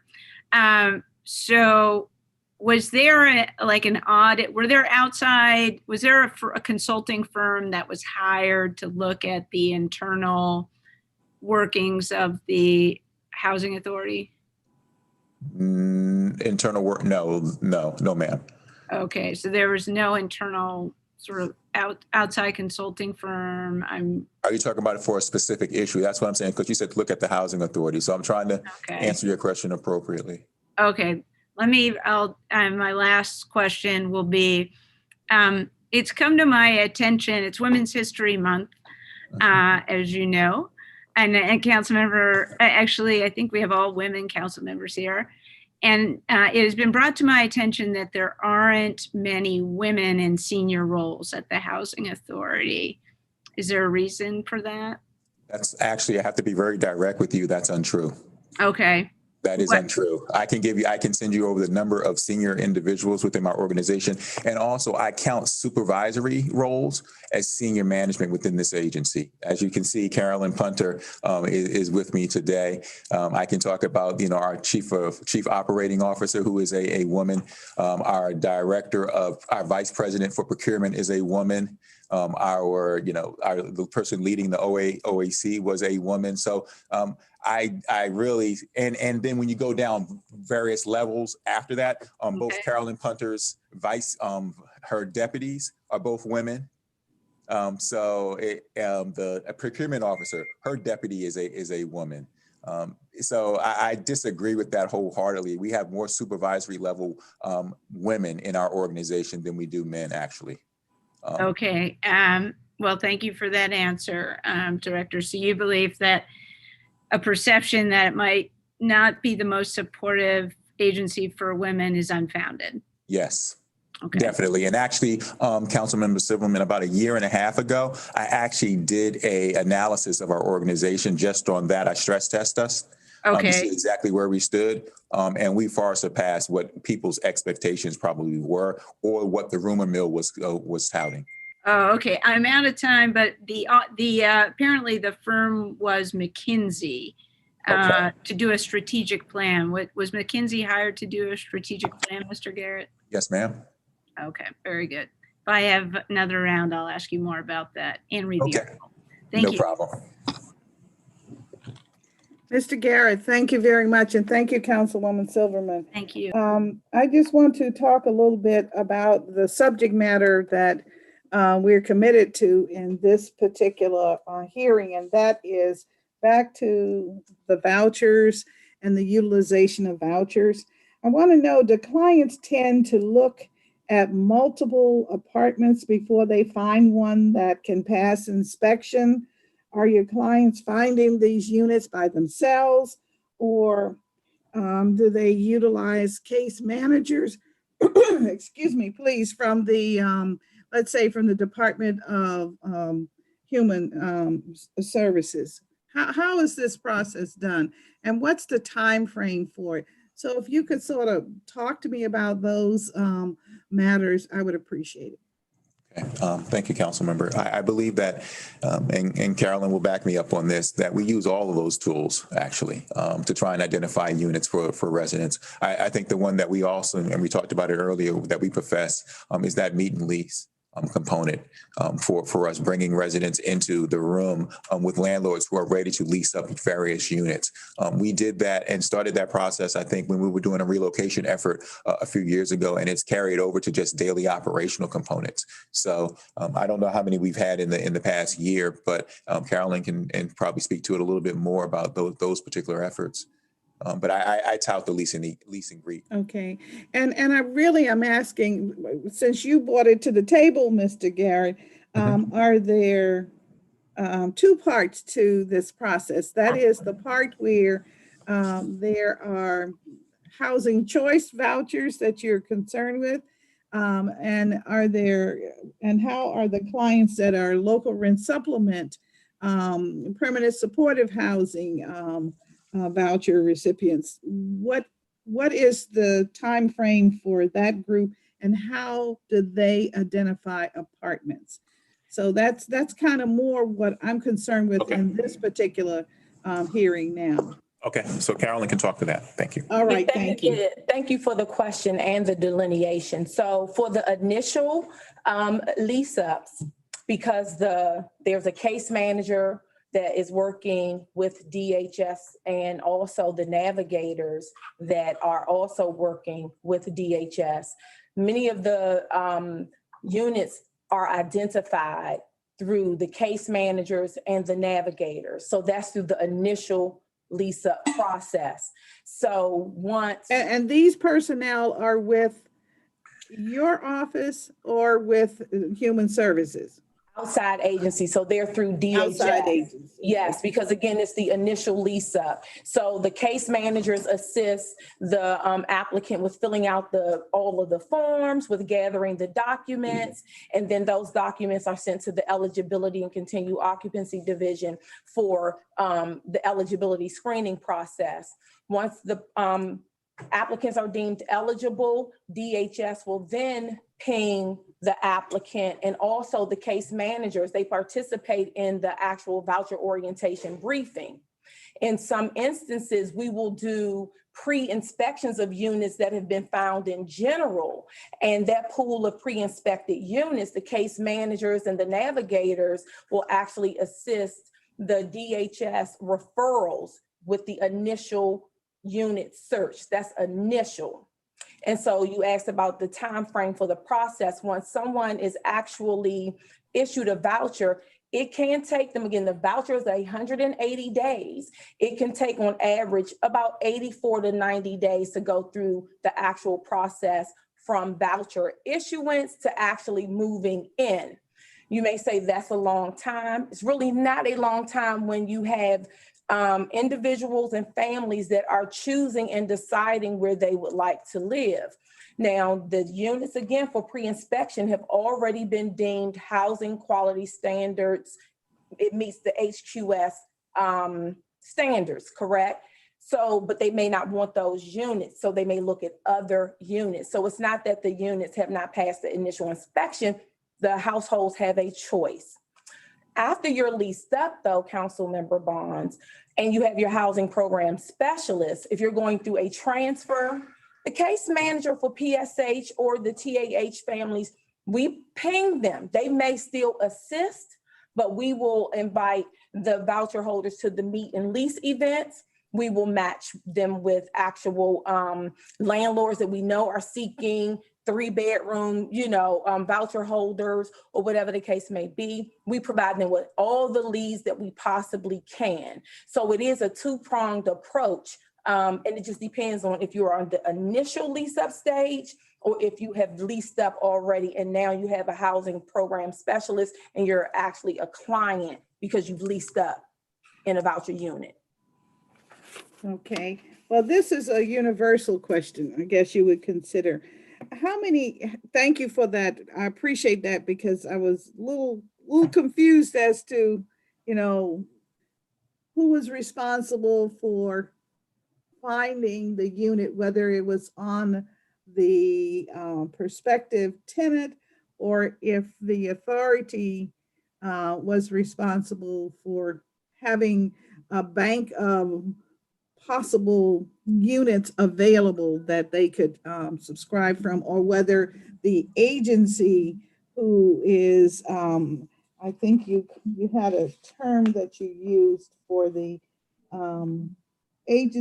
outside agency, whether the outside agency was responsible for having a destination or location or group of apartments that a prospective tenant might pull from. So it's kind of a variety. It's like everyone's scrambling to help a prospective tenant through Yes. the voucher program is what you're saying. How many households are currently participating in the local rent supplement program? And do you have that information by the tenant-based, sponsor-based, let's see, then you've got your, did I miss something? Yes. Permanent supportive housing, your targeted housing. Do you have those kinds of numbers? Yes, and we do have those delineated. So we do have them delineated by the tenant-based program and PSH, TAH, individual and family. So we have that. We have your sponsor base, and then there's project base under the LRSP, long-term subsidy contract. And then we do have the rapid rehousing, or the FRSP, ESG, and PSHP program. So we do have that. For the tenant base, we have 4,451. This is a fluid number because we do lease ups daily. So the number I just gave you, I want to say is from last week. So, but we have lease ups that occur daily. So you have 4,451 tenant base? Yes. Okay, and for the permanent supportive housing? So that one, that's through the MOA. I would have to pull those numbers, and I can actually pull the FRSP numbers and make sure you get that as well. Okay, I would be interested in seeing the numbers that you have, let's say, for through the month of March of this year, 2021, for each of the different categories, the different types of vouchers that we use. And of course, how many in rapid rehousing, if you have it through March, through that program. Just trying to understand the magnitude of the need that we, the community of the District of Columbia, attempts to manage, and see if, in collaboration with Councilmember Nadeau as head of Human Services, if we can begin to think about what the magnitude might now be, now being, starting this month as we go into the utilization, hopefully, of many different funding sources.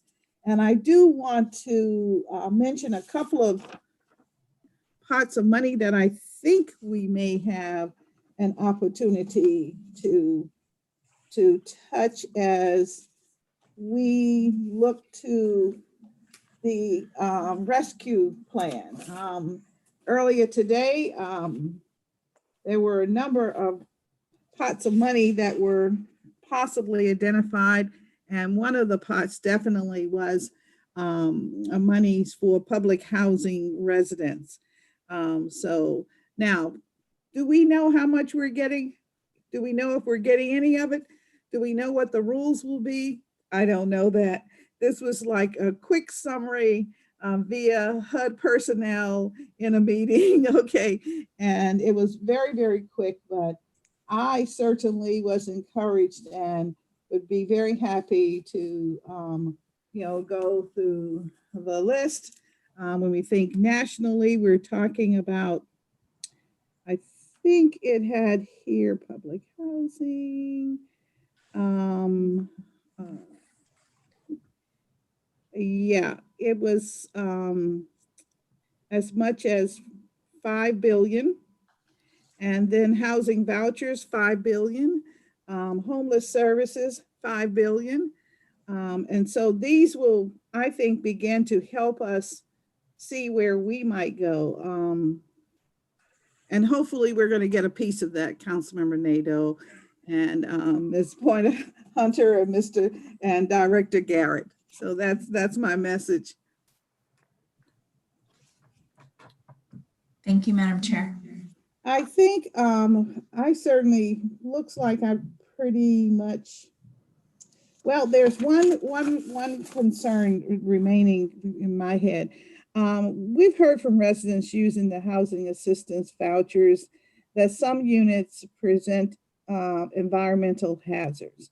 And many of these residents live in wards 7 and 8, which is about 47% of the local rent supplement clients and 56% of the housing choice voucher program. What procedures does the agency use to assure quality and for these occupied units? Something besides inspection, is that the only solution that we have, or the only way we try to address these properties? Yeah, so we really, if someone contacts us and they're requesting a complaint inspection, we provide the complaint inspection, we'll conduct that. And then our Office of Audit and Compliance actually conducts the mold inspections if there are complaints about mold. They're certified to do that, the inspectors in the Office of Audit and Compliance, which is different from the Housing Choice Voucher inspector. So they help us out.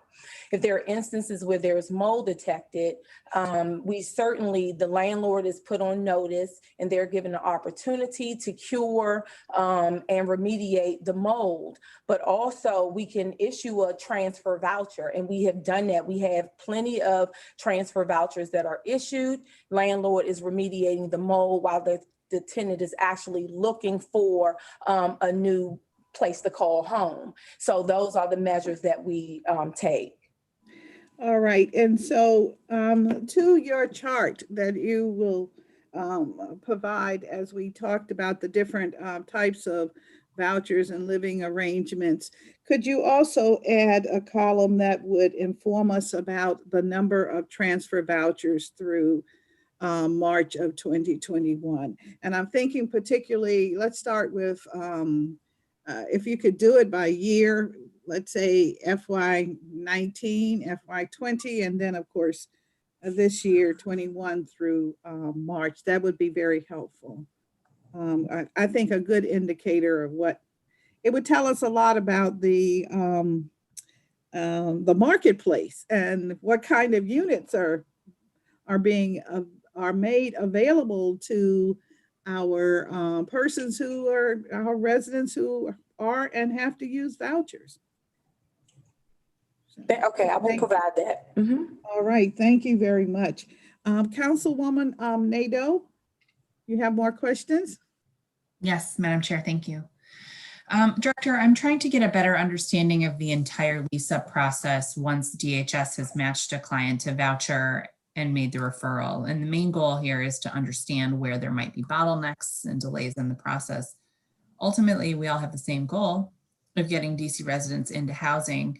So this could take a little time to work through, but I want to get some detailed responses to the following. So specifically in FY20 and 21 to date, what is the mean, median, and maximum time between, first one, a submitted application and a completed initial interview? Okay, I'm going to defer to Carolyn. I don't know if we have that information. I don't know if we averaged it out for this particular meeting. I don't know if Carolyn knows it off the top of her head, though. So yeah, well, what I can say is that you said for a completed application.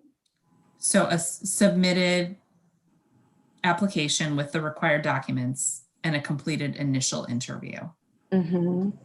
So again, our goal is to complete the process within or under 30 days.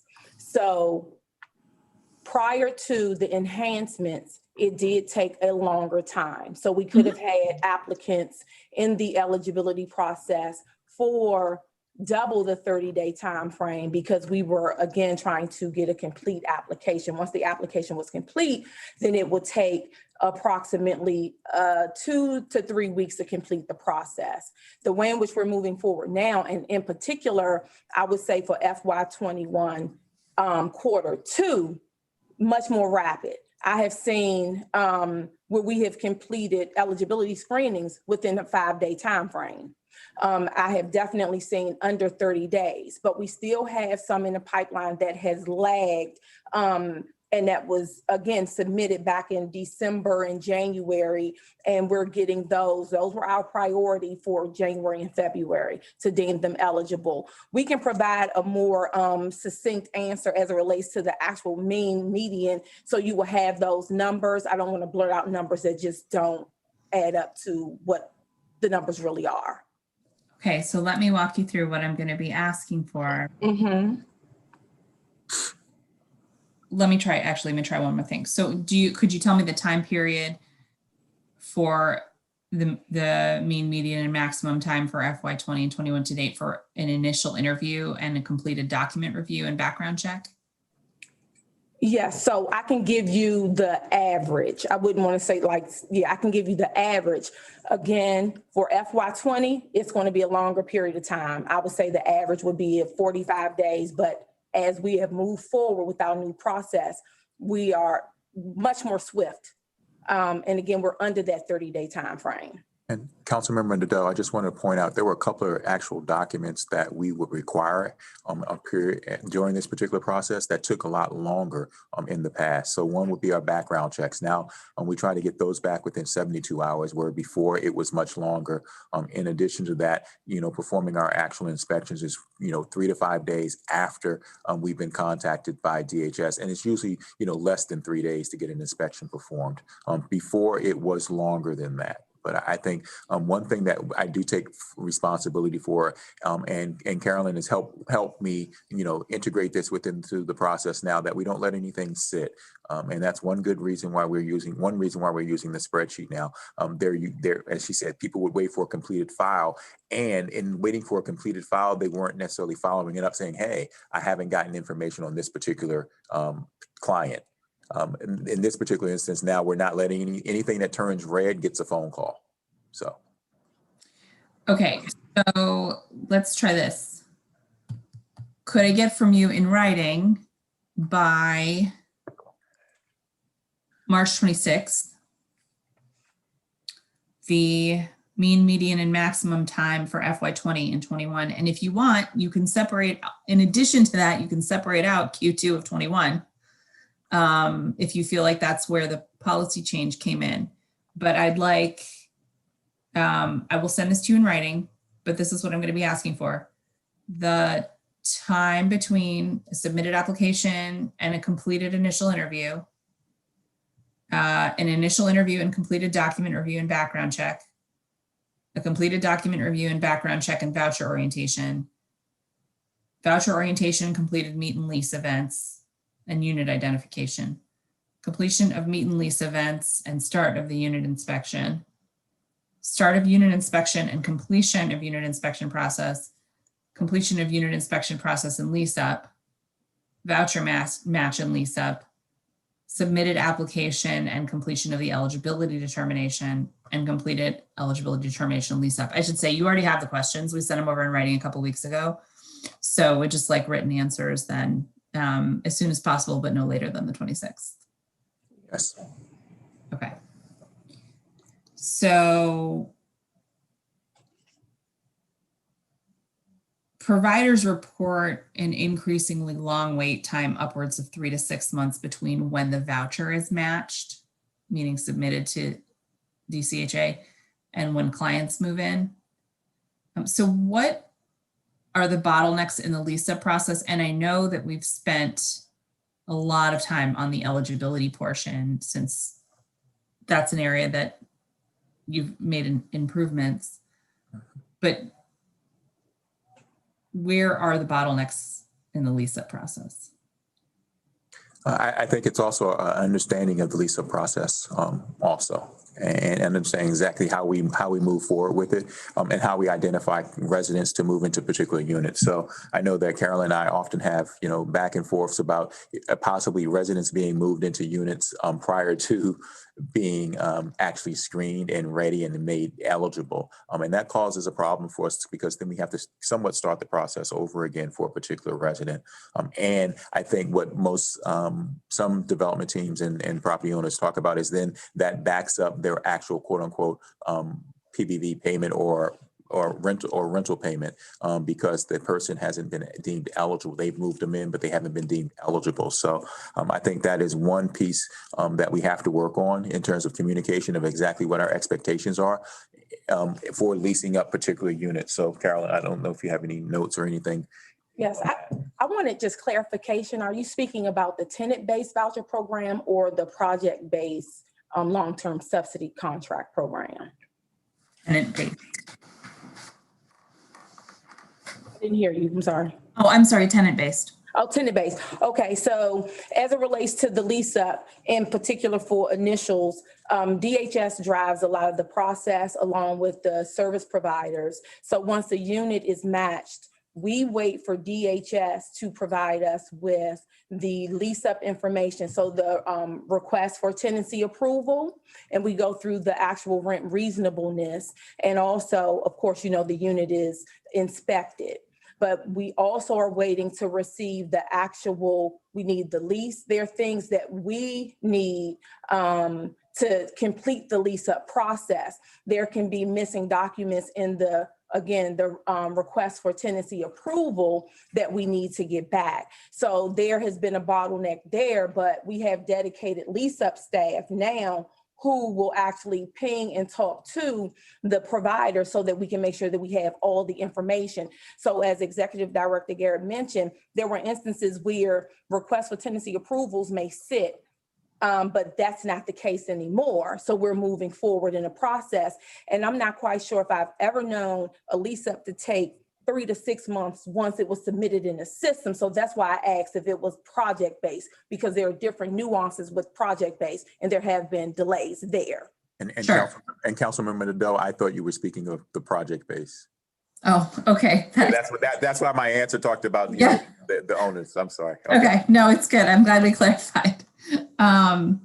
Okay, and then so when I asked, my next question was going to be what steps are being taken to improve and expedite the lease-up process. I heard in your last answer that you now have dedicated lease-up staff. Anything else? Yeah, so we have lease-up staff. We've divided the tasks. So we have a recertification staff and lease-up staff. So the lease-up staff is dedicated to doing those lease-ups. And again, we connect more with the actual providers. We do have, again, Sherry Smith that is connected with the providers, and she is the liaison. Our weekly meetings are actually helping as well, because we know what applications or requests for tenancy approvals will be submitted, so we can actually be in front of it. And we're doing lease ups on a daily basis. So all of that actually adds to decreasing the lag time and any bottlenecks.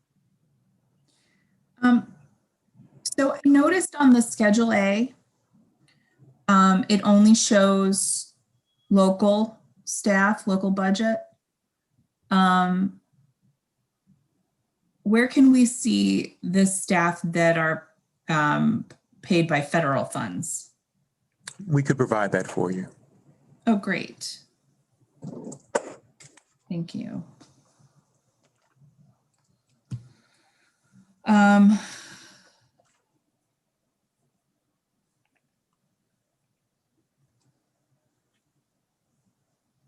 Are PSH participants required to attend DCHA voucher briefings?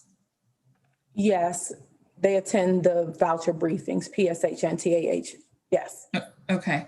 And then what's the importance of that? Why do they need to attend them? So the voucher briefing provides the applicants who will now be getting a voucher with all the details about being a voucher holder, the obligations about paying rent, about allowing, if you have a rent portion to pay, about allowing the housing authority to come in to do inspections, about allowing the landlord to come in to do inspections, about abiding by your lease. So it just gives the actual applicants who are now becoming voucher holders insight into the obligations to maintain the voucher. And what would it take to allow case managers to be proxies for that and attend briefings on behalf of their clients? Well, the case managers are certainly invited, and we really like for them to participate, but to be a proxy, not sure if that will be something that we would do moving forward. The voucher holder is signing their name to the actual voucher document, saying that they understand and they're abiding by the program requirements. The case manager assists with ensuring that the voucher holder is clear about the process. But again, the voucher holder, it is their voucher, it is their responsibility. So we need to make sure they are clear about the program requirements. Mm-hmm.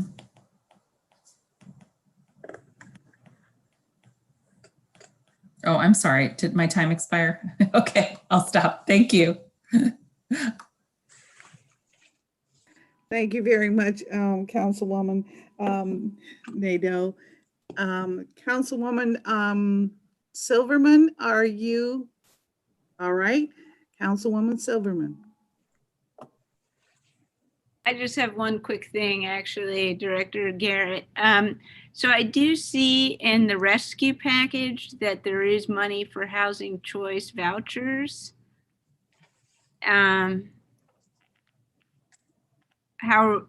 But you're not sure how we'll use that money, or? Well, the question is whether or not the money in the Housing Choice Voucher Program is to do something similar with what was done with CARES Act, to offset anyone that may be going through an interim recertification or loss of income. So I don't know what the dollar amount is. So it could just be for that particular purpose, not necessarily to put net new units out on the street. But I have to look at it a little bit closer and find out exactly how they want us to, how they are expecting us to utilize it. Now, some housing authorities may be able to do net new because they didn't have a huge hit with interims research, but other authorities may have to use it in a different manner. And Councilmember Sylvan, with you, just indulge me. You sparked my interest because I know I had done a survey on my staff once before, and back in early 2020, I did a survey. So I just wanted, they gave me updated numbers, and I just wanted to clarify something for you that I said. Actually, my workforce right now is 45% in terms of senior leadership or management and supervisory. It's 45% women. Okay. And 55% male. And my department heads, these are the department heads that are actually women. My chief operating officer, my housing choice voucher director, my customer engagement director, my procurement officer, my senior advisor, board relations is also a woman. And then the deputies of PMO, OPAC, OAC, and OAS are all women. And 40% of all the managers when we first did the survey were women. Now it has actually increased to 45%. Well, that's good. I'd like to see it at least 50%. So we're headed in the right direction. We're going in the right. Now, remember, I can't tell you what it was before I came on board. But I believe that. So quite possibly we could have actually, hit some trends and some marks before when I came on board and started to put people in certain positions. We get the best talent for the best positions. And I've been very, as you can see from Carolyn, supported by a great team. Terrific. Well, I'm always excited when I spark someone's interest. That's one of my main goals in life. No, I love our conversations because they're always intriguing, and we always have a good time with it. So I appreciate the question, and I'm glad I was able to answer it for you. Very good. Well, thank you. And I really just had that last question about the money. So let me understand. So so it looks like from what I see in the materials, there's $5 billion for housing choice vouchers. So how do we determine what DC's slice is of that? Oh, I'll have to go in and dive in and see whether or not they've created the budget lines. Okay, and that's something that you will budget, not the mayor? Yeah, if it's specific to housing choice voucher programs run by housing authorities, it will come directly to the DCHA. Okay, then I guess I'd make a request to the two chairwomen here that if we could when you dive into this, if you could let us know what is available to DC under this, under the rescue package. Yes, I will. For vouchers. Terrific. Thank you very much. I'm ending 6 minutes early. I just want to note that to my colleagues. Thank you guys very much. Thank you, Director Garrett. Always a pleasure to speak with you. You also. Thank you very much, Councilwoman Silverman. Councilmember Nadeau, do you have more? I'm afraid I do. All right, go right ahead. Okay. Would you like to put me on a clock, or do you want me to just go till I finish? Can it be done in 10 minutes? No. Really depends on who's answering. Oh my goodness. All right. Okay. We'll go 10 and then we'll see what else needs to be done. And then I just have 2 follow-up questions. Okay. Oh, okay. Sounds good. All right. Go right ahead. Floor is yours.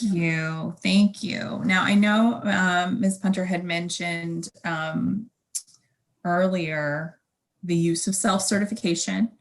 I want to give you all a chance to expand on, so we know that barriers to housing often slow down the housing process. What's being done to reduce barriers to housing, such as reliance on credit checks, criminal history checks, and rental histories?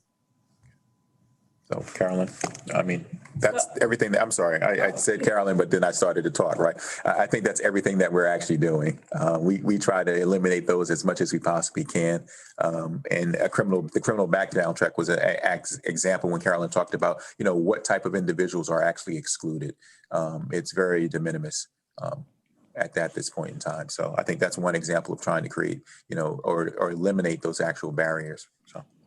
That's correct. And also, we do not do credit checks, so that's not a barrier for us either, nor, rental histories. Anything can be mitigated as it relates to the local voucher program. And we allow that. As it relates to landlords, we have our landlord briefings. We are constantly engaging with landlords just about the program and how the contracts and the rents are guaranteed. And so you're really looking at more of the zero, the 30%. Some of our tenants, they may pay zero based on their income. So the majority of the rents are coming from, a pool of money that is going to be given every month. So we've been able to definitely allure a lot of landlords with that. Now, landlords have their own screening criteria, of course, and that's not something that we're involved in, but the barriers, we definitely decrease the barriers on our end as much as we can.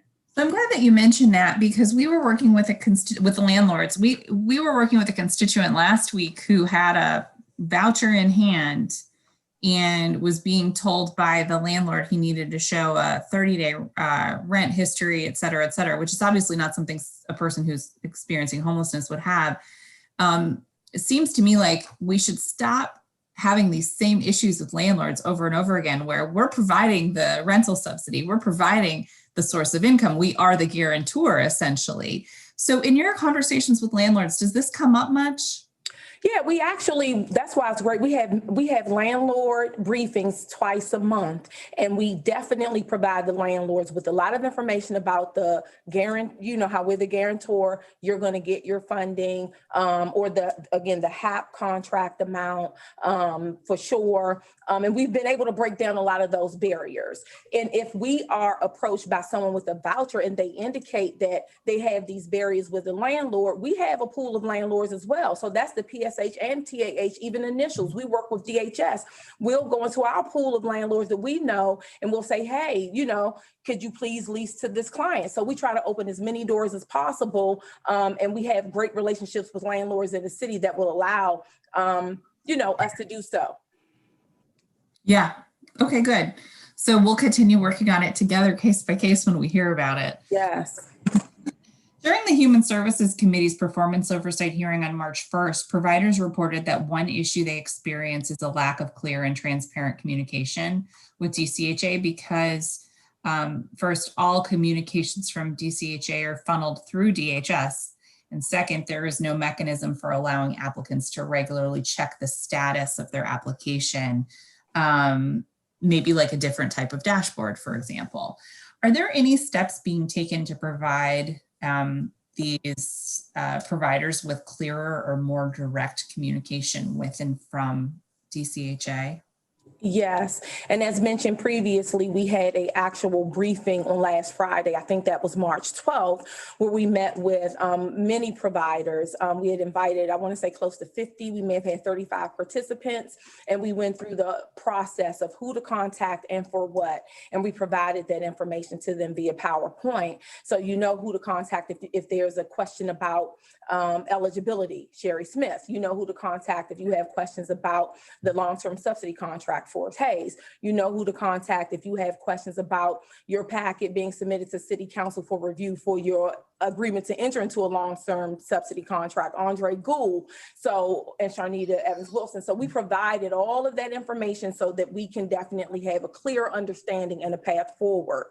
Also, we're using, the staff was eligibility staff. They were trained last Wednesday, the 10th of March, as it relates to housing the homeless, the platform that DHS uses, so that we can do better with updating housing the homeless, so that the providers can even go into housing the homeless and you can see where you are in the steps to the eligibility process. We actually asked for some upgrades as well. DHS said they will look into that because we want a flow chart. We want it to be easy so you'll know where you are, where your applicant is in the process. So that's something else that we're doing to move forward with clearer transparency. So housing the homeless, that's the program where right now applicants can track their status through DHS. Yes, the providers can. That's where they upload all the information. It's quick-based, but housing the homeless is the actual platform that's used for the application processing. Got it. Okay. I don't think anyone ever told me the name of it before. Oh, I guess I'm the one that's loquacious then. Maybe you would focus on me. I don't know. I love it. No, I appreciate a thorough answer. I'm with you. Okay, so the agency's response to the Housing Committee's pre-hearing questions provides no insight as to staffing levels for any of its programs except for its police force. So this lack of transparency is particularly concerning with regard to the various voucher and subsidy programs that are locally funded and that we have discussed as needing improvement. And in fact, we've specifically discussed how one issue facing DCHA has been a lack of sufficient staffing to administer the increased investments in LRSP. To better understand any, you said you could give me that Schedule A. So you already answered that. Many additional FTEs are needed, and for what specific tasks? How many additional FTEs are needed and for what specific tasks in order to ensure a more efficient eligibility and lease-up process? That's the, you don't have to switch to me, but that's the 4 that Carolyn already spoke of that have been identified. And we started that process in January. So right now it's just 4 additional employees, full-time. Okay. Can you provide an estimate as to how much additional investment in LRSP would lead to needing additional FTEs? So for example, if we put 20 more units in the budget, how many FTEs, how do you calculate how many FTEs you need per unit to keep things moving? So what I can say about that on the eligibility side, we actually have close to 14 specialists now, eligibility specialists moving the application process forward. With that being said, we could easily, with those 14 per person, do 60 to 75 applications per month, meaning that, and that's times the 14 people. So basically on an average, we could get 945 applicants deemed eligible monthly. So the shift, first of all, and Mr. Garrett actually adding FTEs has helped us in that respect. As it relates to the lease-up process, we have, again, divided the staff lease-up versus recertification because that makes more sense. And that has actually allowed us to, again, each leasing specialist, which we have 5, they can do 8 lease-ups at a minimum a day. We're saying 200 a week. So that also has helped propel us. Also, adding the voucher briefings has allowed us to do additional briefings per week so we don't have a bottleneck from deemed eligible to getting a briefing. So we have actually provided some, the added staff needed so that we can move forward. And again, I believe that we can take on even more referrals if necessary based on the way in which we strategize with the staffing. Great, thank you. So we know that the majority of individuals being sent to DCHA for lease up right now are coming from PEP-V at the moment. We've also heard that the entire match to lease up process has been at least a bit more efficient for clients placed in PEP-V. Do you have any idea why this process is going more quickly, and are there any lessons to be taken from that? Yes, PEP-V is the blueprint. So once Mr. Garrett dug in, I dug in, other staff dug in. We were able to, again, come up with a strategy and actually like just restructuring the way that we do things. And what we're saying is we're moving forward with that with LRSP in general. So it's not just for a PEP-V project, it's for LRSP eligibility screenings across the board. Great. That's the end of my 10 minutes. Thank you, Councilwoman. I started with, I thought 4 questions. They have morphed in, started with 2, morphed into 4. And so I'll try to be quick with this. Let's talk about one of the areas that we continue to hear about are complaints from the tenants regarding the quality of the housing accommodation. Can you speak to that, Mr. Garrett? Do you get those kinds of complaints, and approximately how many have you accumulated, let's say during FY20, or do you have that kind of data? Or is it that tenants do not complain to you?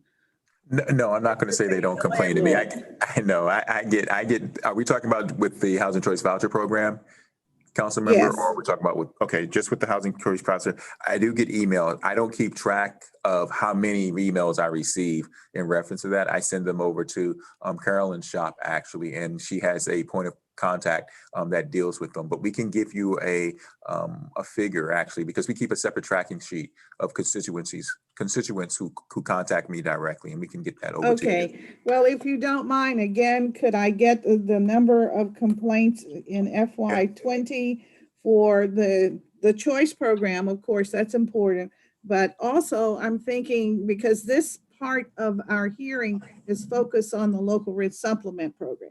And so for those different categories of buckets where local rent supplement dollars are deployed, and if you would include in it the project based, if you also get some from the project-based programs, that would be very helpful.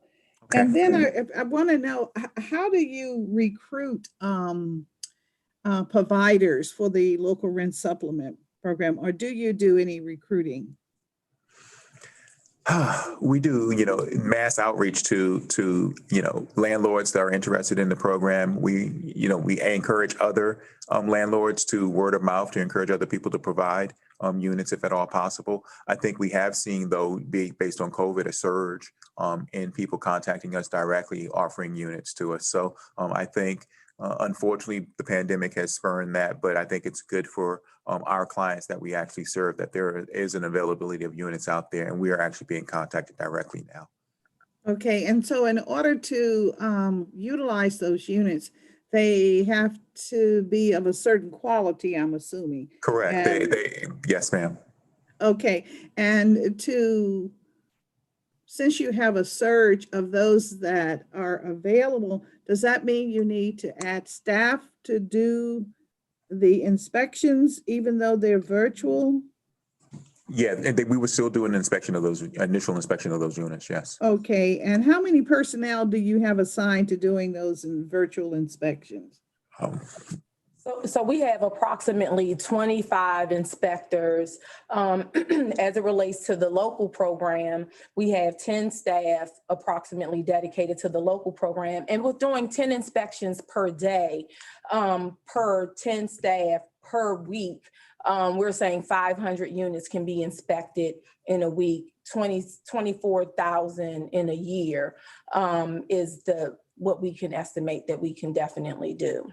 So we wouldn't have to. So you can do 24,000 a year, and how many do we have? Yeah, so when I say that, that's all inspections. That's initials, that is complaint inspections, okay. Those are re-inspections, but we can go into a unit that many times across the board.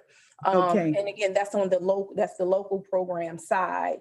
But yes, the units, they have to pass inspection to participate in the program. Okay, and I think I hope I understood you that for the staffing of the local rent supplement program, you added 14 new FTEs. Four. Is that kind of what I heard? Four? Only As- four? Oh, my goodness, I thought it was 14. As of right now, we have, but council member, what I said was we have 4 full-time. We still have members on our team that are doing double duty, so to speak, working not only on our federal program, but also on our local program at the same time, so. Okay, well, I made the assumption that one of the reasons why this task was in your agency had to do with the fact that you were doing it for the feds. And so it's just 4 personnel that have been added. So the staffing prior to January 21 was how many? 10, 20? We didn't have any dedicated personnel. No dedicated, okay. Correct. Yes, so no, we had dedicated staff, and the dedicated staff used to sit over at 64 New York Avenue. The eligibility staff, of course, they're not there anymore. So we had 3 staff dedicated, but then we use other staff to supplement. What you heard, the 14, we do have 14 eligibility specialists. Mr. Garrett added 4. So now we have 14 dedicated eligibility specialists looking at the LRSP, TAH, PSH referrals. So I just want to make sure I'm clear about that. So you did hear 14, but Mr. Garrett supplemented with 4 additional. That's how we got to the 14. Okay, all right. I know I heard 14. Thank you. Now, I want to go into the payments by submarket. What is the payment based on? This is primarily submarket, tends to relate to zip codes. So what is it based on? Yeah, so the submarket rents are based on neighborhoods, and it's an analysis that was conducted by a third party as it relates to the rent amounts per neighborhood throughout the city based on bedroom size. Okay, based on a third party. Would it be appraisers or real estate brokers, or? It's a group that does a market analysis. So they do market analysis for housing authorities and for, others in the housing industry as it relates to the, again, the market, what the market can bear and the rents per neighborhood. Okay, So. well, I'm going to send a supplement request information regarding their analysis and what are the criteria that they use for that. Because we get complaints, as you can imagine, at the council from individuals who participate, they're providers, and they may have properties in several submarkets and of the same configuration or square footage, and there are some questions about that as to why there is a difference. In other words, if I'm getting top dollar in, let's say, zip code 224, I want to know why I can't get the same in zip code 232 or 219 or something like that. So it would be very helpful to understand what the criteria is. Okay, you don't want to put that on the record now. Oh, we don't have. No, it's real estate, right? It's real estate, just like the cost of a home in one zip code will be different from another zip code. So it's a similar situation as it relates to rents. Ah, gotcha. Okay, so it is to some degree based on the appraisal. It's based on, I see. Okay. All right. Very good. Well, thank you very much. And I know that I think we've been joined by another council member. But he He may has have, left, council member, so it's just doing council member Nadeau right now. Oh, it's just Councilmember Nadeau and I? Yes. Okay, Councilmember Nadeau. I'm up again. Everyone's delighted. Okay. Director, do DCHA staff that work with DHS clients receive any specialized training? And if so, could you describe those trainings? Special, I think the one thing that we're working on now is the use of the software system. I think it's important to deal with. I think that's a key component to making things move a little more efficiently. So I don't know, Carolyn, if we do anything else that's cognizant to just the local program. I think anything that we do basically stretches both our federal program also.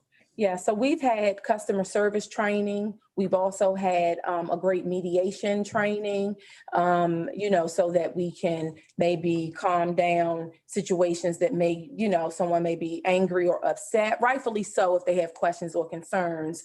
Since COVID, we're actually planning on additional trainings. But again, customer service and the mediation trainings have been some that have been very fruitful for the way in which we deal with and handle situations. And Councilmember Nadeau, just want to say those are normal course of the day training that we have across the board at the agency. Oh, that was sort of my next question is obviously you're dealing with a very vulnerable population in your portfolio as well. So is there any sort of trauma-informed training? That comes out of our resident services department. We try to make sure that everyone has some level of understanding and empathy through our training process, but then it does carry over to some instances where we don't have the ability to deal with some of the other social services components. So it is limited. Yeah, so that wouldn't necessarily be folks who are interacting with the DHS clients, but you have it in your portfolio. Okay. Ms. Punter talked a bit about her work with landlords. Mm-hmm. So you're doing, I think you've answered, how are DHS and DCHA working to strengthen relationships with landlords? You mentioned you're doing twice a month workshops with landlords, did you say? Yes, okay. Twice a month. Okay. And how are you attracting smaller landlords, including any steps that are taken to help small landlords navigate the bureaucracy of participating in the voucher program? It's really word of mouth. We have great landlords, and then we have the DC Housing Providers Association that also gets the word out. They meet once a month virtually, and we participate in those meetings. And so they're associated, of course, with DCHA. They're part of partners with us and landlords, so they also attract landlords to us. And also the landlord briefing really breaks down to the landlords, the new landlords, and even landlords who've been in the system for some time, but just a refresher of the process. We do not want to delay or cause anyone any issues or not completing inspections or units failing inspections. So we stress that the pre-move-in inspection checklist, even during these briefings, is very important, not to just check the box, but to actually make sure that the unit is up to the HQS criteria, which is the minimum, safety standards to pass an inspection. So we reiterate those things in the landlord briefing. We talk about those too with the housing partnership group, landlord group. With the goal of everyone being able to pass their inspection on the first try. Absolutely. That helps us out greatly if we can do that. We could use resources for something else. Do you have data about the number of units that pass inspection on the first attempt and whether there's a proportional difference between larger and smaller landlords? I can tell you there's not a difference. The larger landlords fail inspections initially, just like the smaller ones. We may be able to pull some information. It's just the way that it's coded in the system. So I can see if we could try to pull something to show initials passing, with one inspection versus a re-inspection. So with small landlords in particular, they may not be connected to these networks, but they're also really important to the ecosystem because, single family homeowners who rent their whole house, for example, might be providing housing that is not available in a larger building, right? That large families need. So how do they find you? Again, it's word of mouth. We've actually hit the pavement. We've had our relocation orientation and training teams when we were out pre-COVID. Flyers and information will be passed out. But again, the platform that helps us most is word of mouth. Our smaller landlords that are already participating, the DC Housing Providers Association group, And then again, DHS has their groups as well. The navigators, they're out there. So they're recruiting to participate in the local program, which ends up, again, becoming part of the inventory here at the DC Housing Authority. So it's a collaborative effort. Any special resources or supports available to the smaller landlords? As in, assistance navigating the process that would be any different than what you're providing the larger landlords, more hand-holding? oh, yeah, I mean, because we have, again, our relocation, the orientation and training team, they're the ones that really engage with the landlords, even with the meet and lease. So we do have, you know, again, reach out, we can handhold, in particular if you're a new landlord, because we want to make sure that you understand the process. There are a lot of nuances. So, you know, we engage, I even personally engage with landlords. Mm-hmm. What happens if a unit passes inspection and then at move-in, there are issues discovered that make it uninhabitable, or even, you know, it could be fixed, but it needs to happen imminently. Which government entity is responsible at that point for assisting with the mitigation? So for the tenant-based vouchers, the inspection will happen. So the tenant-based voucher family or individual now has a housing program specialist. They will call our 535-1000 number if they have a complaint or if they have issues in their unit. We find out immediately, and then the inspections team will schedule an inspection. The inspection will happen, and the landlord will know what repairs are needed. If there are, again, if it's an emergency, non-working toilet, non-working refrigerator, that has to be cured within 24 hours. If it's more routine or regular, you know, it's a 28-day turnaround, so that when we come back by that 30th day, that the repairs were made, or, you know, there are other consequences, and families have been, and individuals have been transferred, have gotten transfer vouchers if there are egregious issues in the unit. And what about, okay, so when that has to happen, who takes on the relocation? Is that also DCHA? Yeah, we will definitely assist. Whenever we provide a transfer voucher, we also have referrals that we can provide based on the bedroom size. We also promote the meet and lease events that happen twice a month, because that definitely gives the voucher holder a plethora of landlords that they can choose from. And it's a cool event. It's virtual. We have different rooms based on bedroom sizes, and you're assigned to an actual room in WebEx based on your bedroom size. And it may be 25 units that are being showcased via video or flyer. So you can see that, and then you connect with the actual landlord. So that's been very fruitful for us. I think you've explained most scenarios that we've heard about, but I was thinking of one in particular also that I'm not quite sure. So let's say a family moves in and there's an issue that means they just can't stay. Like maybe it's mold and the kid has asthma, and it just didn't get caught in the first inspection, and they got to leave right away. So where do they go? Who helps with that? Like in the immediate, is that a hotel situation? The landlord, because this is your tenant. You have a lease agreement with the actual voucher holder. So we always describe the program, the Housing Choice Voucher Program, as a triangle. What connects DCHA to the actual tenant is the voucher. What connects the tenant to the landlord is the lease agreement. The HAP contract connects the landlord to DCHA. So if there are issues or any circumstances where there's a lease agreement issue or violation, even with the landlord, you're supposed to be providing safe, habitable housing. It is on that landlord to actually transition that family until another unit, you know, until they maybe make repairs in the unit, or the transfer occurs. And DCHA can make that, like, can enforce that and say, you're the landlord, you got to make this happen. Oh, absolutely. We terminate HAP contracts. We put landlords in abatement status, which means that now we're not even going to pay you the HAP contract amount, because you have to fix this unit. If you don't do it within a certain amount of days, now we're going to terminate the contract totally, and the family is going to move anyway. So we do have methods that we put in place, and mediation occurs. So the mediation team also talks to the landlords about their responsibilities. Great. My 10 minutes are almost up. Should I just keep going, Madam Chair, or do you want to jump in?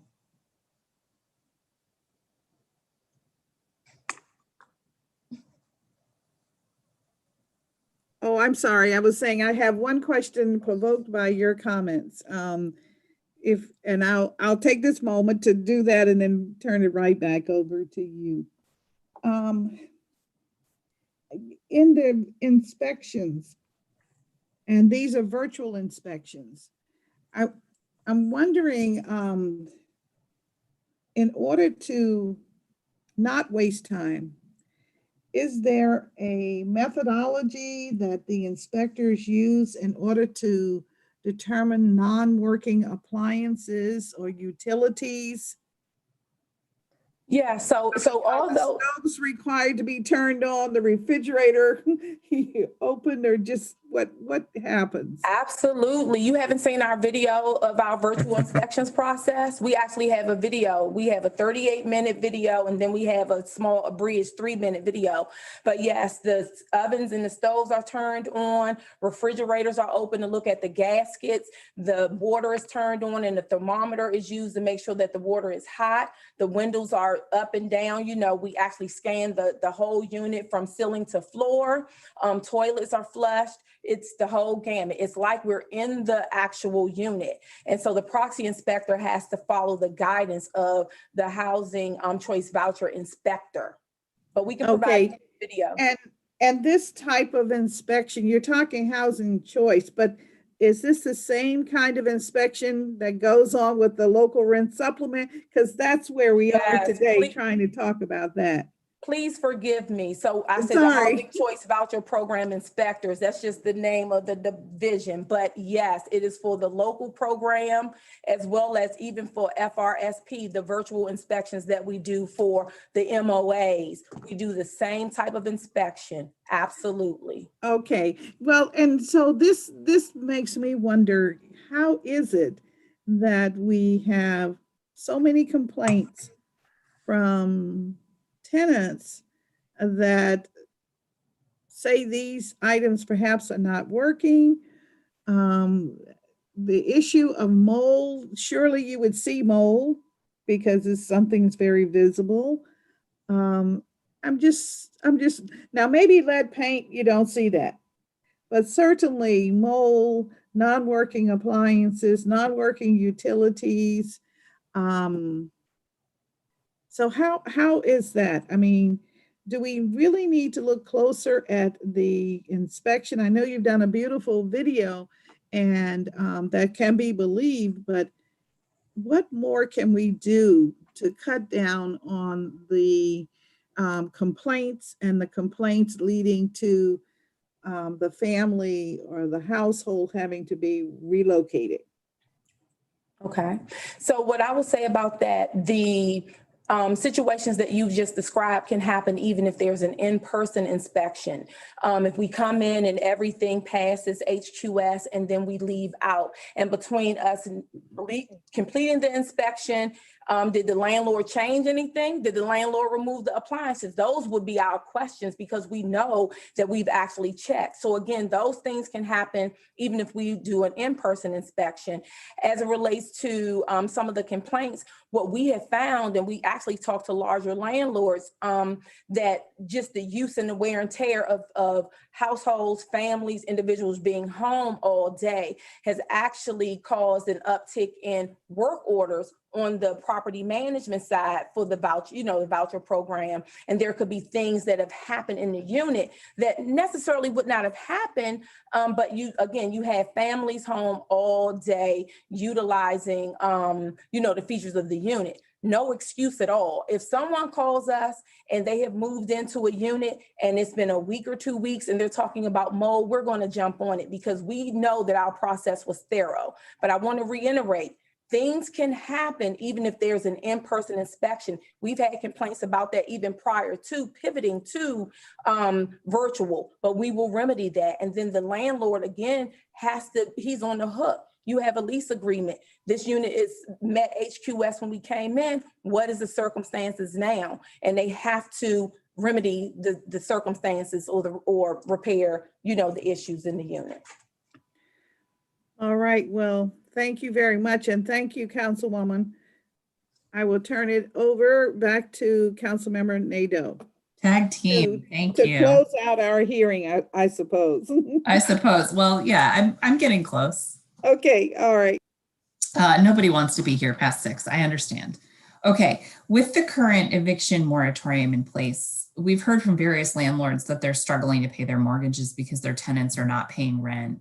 And we've also heard that landlords are struggling because of vacancies and therefore are offering deep discounts to attract new tenants. Are these conditions leading more landlords seeking to participate in the voucher program? Yeah, Carolyn actually answered that earlier. We both did and said yeah, and no, it's fine. We said yes. It's leading individuals to try and participate in our program a lot more. I do know that for those landlords who may be losing or feel as though their residents aren't paying the appropriate amount of rent because of loss of income, what we have encouraged them to do is contact us directly so we can make contact with the resident and ask whether or not an interim recertification is necessary. Okay. And are we seeing landlords willing to offer lower rents than they would have before? I have to defer to Carolyn. Carolyn and I were debating that yesterday, actually. I don't want to, it was about the landlords that are offering these discounts. Yeah, but then like in some cases excluding voucher holders, which then leads us to a question about whether that's legal. Yeah, I know. So Carolyn, go ahead and answer. Yeah, so definitely if we see anything that appears to be a source of income or possibility discrimination based on source of income, we certainly ping the Office of Human Rights, and we have relationships with fair housing advocates as well. That's another thing. The fair housing advocates participate in our landlord briefings and our voucher briefings. So just so that the tenants will know their rights as it relates to fair housing. But getting back to your question, as it relates to HAP contracts, the prevailing process is that it's a 12-month HAP contract. So if there's a landlord that's offering a discount for a 6-month lease, that's not something that we would entertain because again, the HAP contract is for a full 12 months. So sometimes on its face, it may appear to be, discriminatory. I wouldn't make that call. But again, if we believe that we see something that's questionable, we definitely refer to the correct source. Mm-hmm. So someone could, knowing that, advertise a lease that they know HAP contracts wouldn't apply to. Many landlords, to be honest, they may know it now, I just said it, but they weren't aware. They weren't aware because we've had landlords approach us to say we want to enter into a 6-month or 7-month HAP contract, and we do a 12-month contract based on the regulations. Okay. Let's see. So all right, I guess you said, so some of these issues, if it's marketed for only 6 months, it's not going to really help reduce our costs because our HAP contracts are a year. Are you seeing, but you are seeing some opportunities. Like, so director just said, landlords are approaching the program or they're participating in the program because they need anybody to pay rent. So has this, do you think, opened the door for more long-term relationships? Absolutely, it has. And we've gotten a lot of positive feedback that landlords were, a little hesitant about the program. But again, we had our mobility team to actually assist and help them throughout the process. And we've gotten a lot of great feedback just about the program, the lease up process, and the steady source of income for them with the HAP payments. Okay. But they're not necessarily lower rents. We just aren't seeing that. Oh, no, I'm not seeing that on the HCDP side, no. Do we have the ability to negotiate with them for lower rents given the market? So we use our rent reasonableness, which is the sub-market rents. And so that's the maximum allowable amount. And so that's the mechanism that we use. Now, if we do a study and it turns out that the rents are lower, we will make those adjustments. Okay, so that's something you would have to sort of do. You'd have to do a new study basically with the current conditions to try to figure out if that's where you. Yes, correct. Understood. Is it something you're thinking about given COVID and not knowing how long this will take to? Yes, Rejuvenate. Yes. Would you like to say more about that? No, not at this time. Okay, you're doing a study. We're Thinking doing, about doing a study. When might you be thinking about doing a study?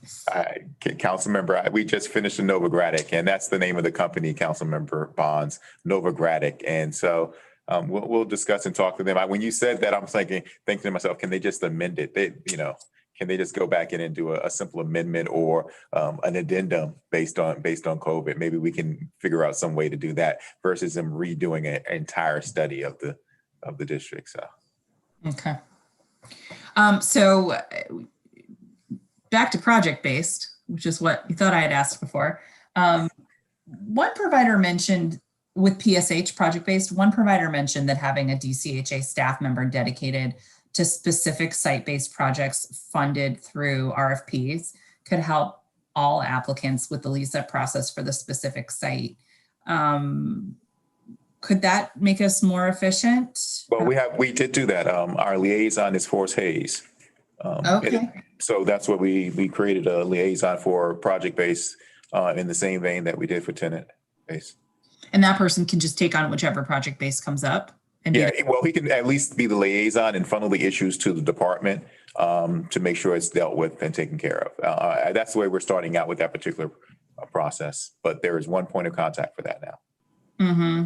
Mm-hmm. Okay, because the bottleneck there is if you don't get 100% occupancy in a certain specific time frame, You're in service. You're in service state. Yeah. Yeah. Okay. One thing that we, Councilmember Nadeau, during our briefing last Friday, we talked about a better process for the providers with submitting their applications. So in many instances, when we were ready to enter into the long-term subsidy contract, about 20 to 30 days prior, we will start getting eligibility applications. So what we laid out was a better approach. 120 days before the units are set to come online, we want to start getting those eligibility applications so we could get them through the process. We can actually have households deemed eligible so that when we get to the 45-day mark before the long-term subsidy contract is executed, we now know who's deemed eligible, what issues we may have. So we still have some time and we're getting prepped for the units to be inspected so that at the 30-day mark before units come online, the inspection occurs, your households have been deemed eligible. And once you actually execute the contract, you're moving in your actual tenants because they have been deemed eligible. The units are actually now HQS. And it will make Mr. Garrett's life much easier. He won't get the phone calls and neither will you. So we're hoping that the providers will follow that streamlined approach. And again, we've provided them with documents so that they can actually follow that process through. Great, thank you. In response to the Housing Committee's pre-hearing question number 86, it says the DCHA has 0 projects or units currently being developed or online in Ward 3. Can you speak to why historically there have been no projects in Ward 3 and why there currently aren't any?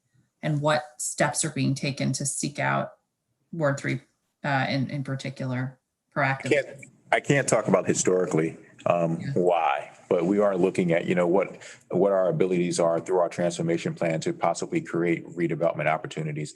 I know in the previous hearing or the first half of the hearing, Alex was talking about, opportunities to create build first chances or opportunities on site of particular projects. So we're still looking at that to see whether or not that's going to be in our future.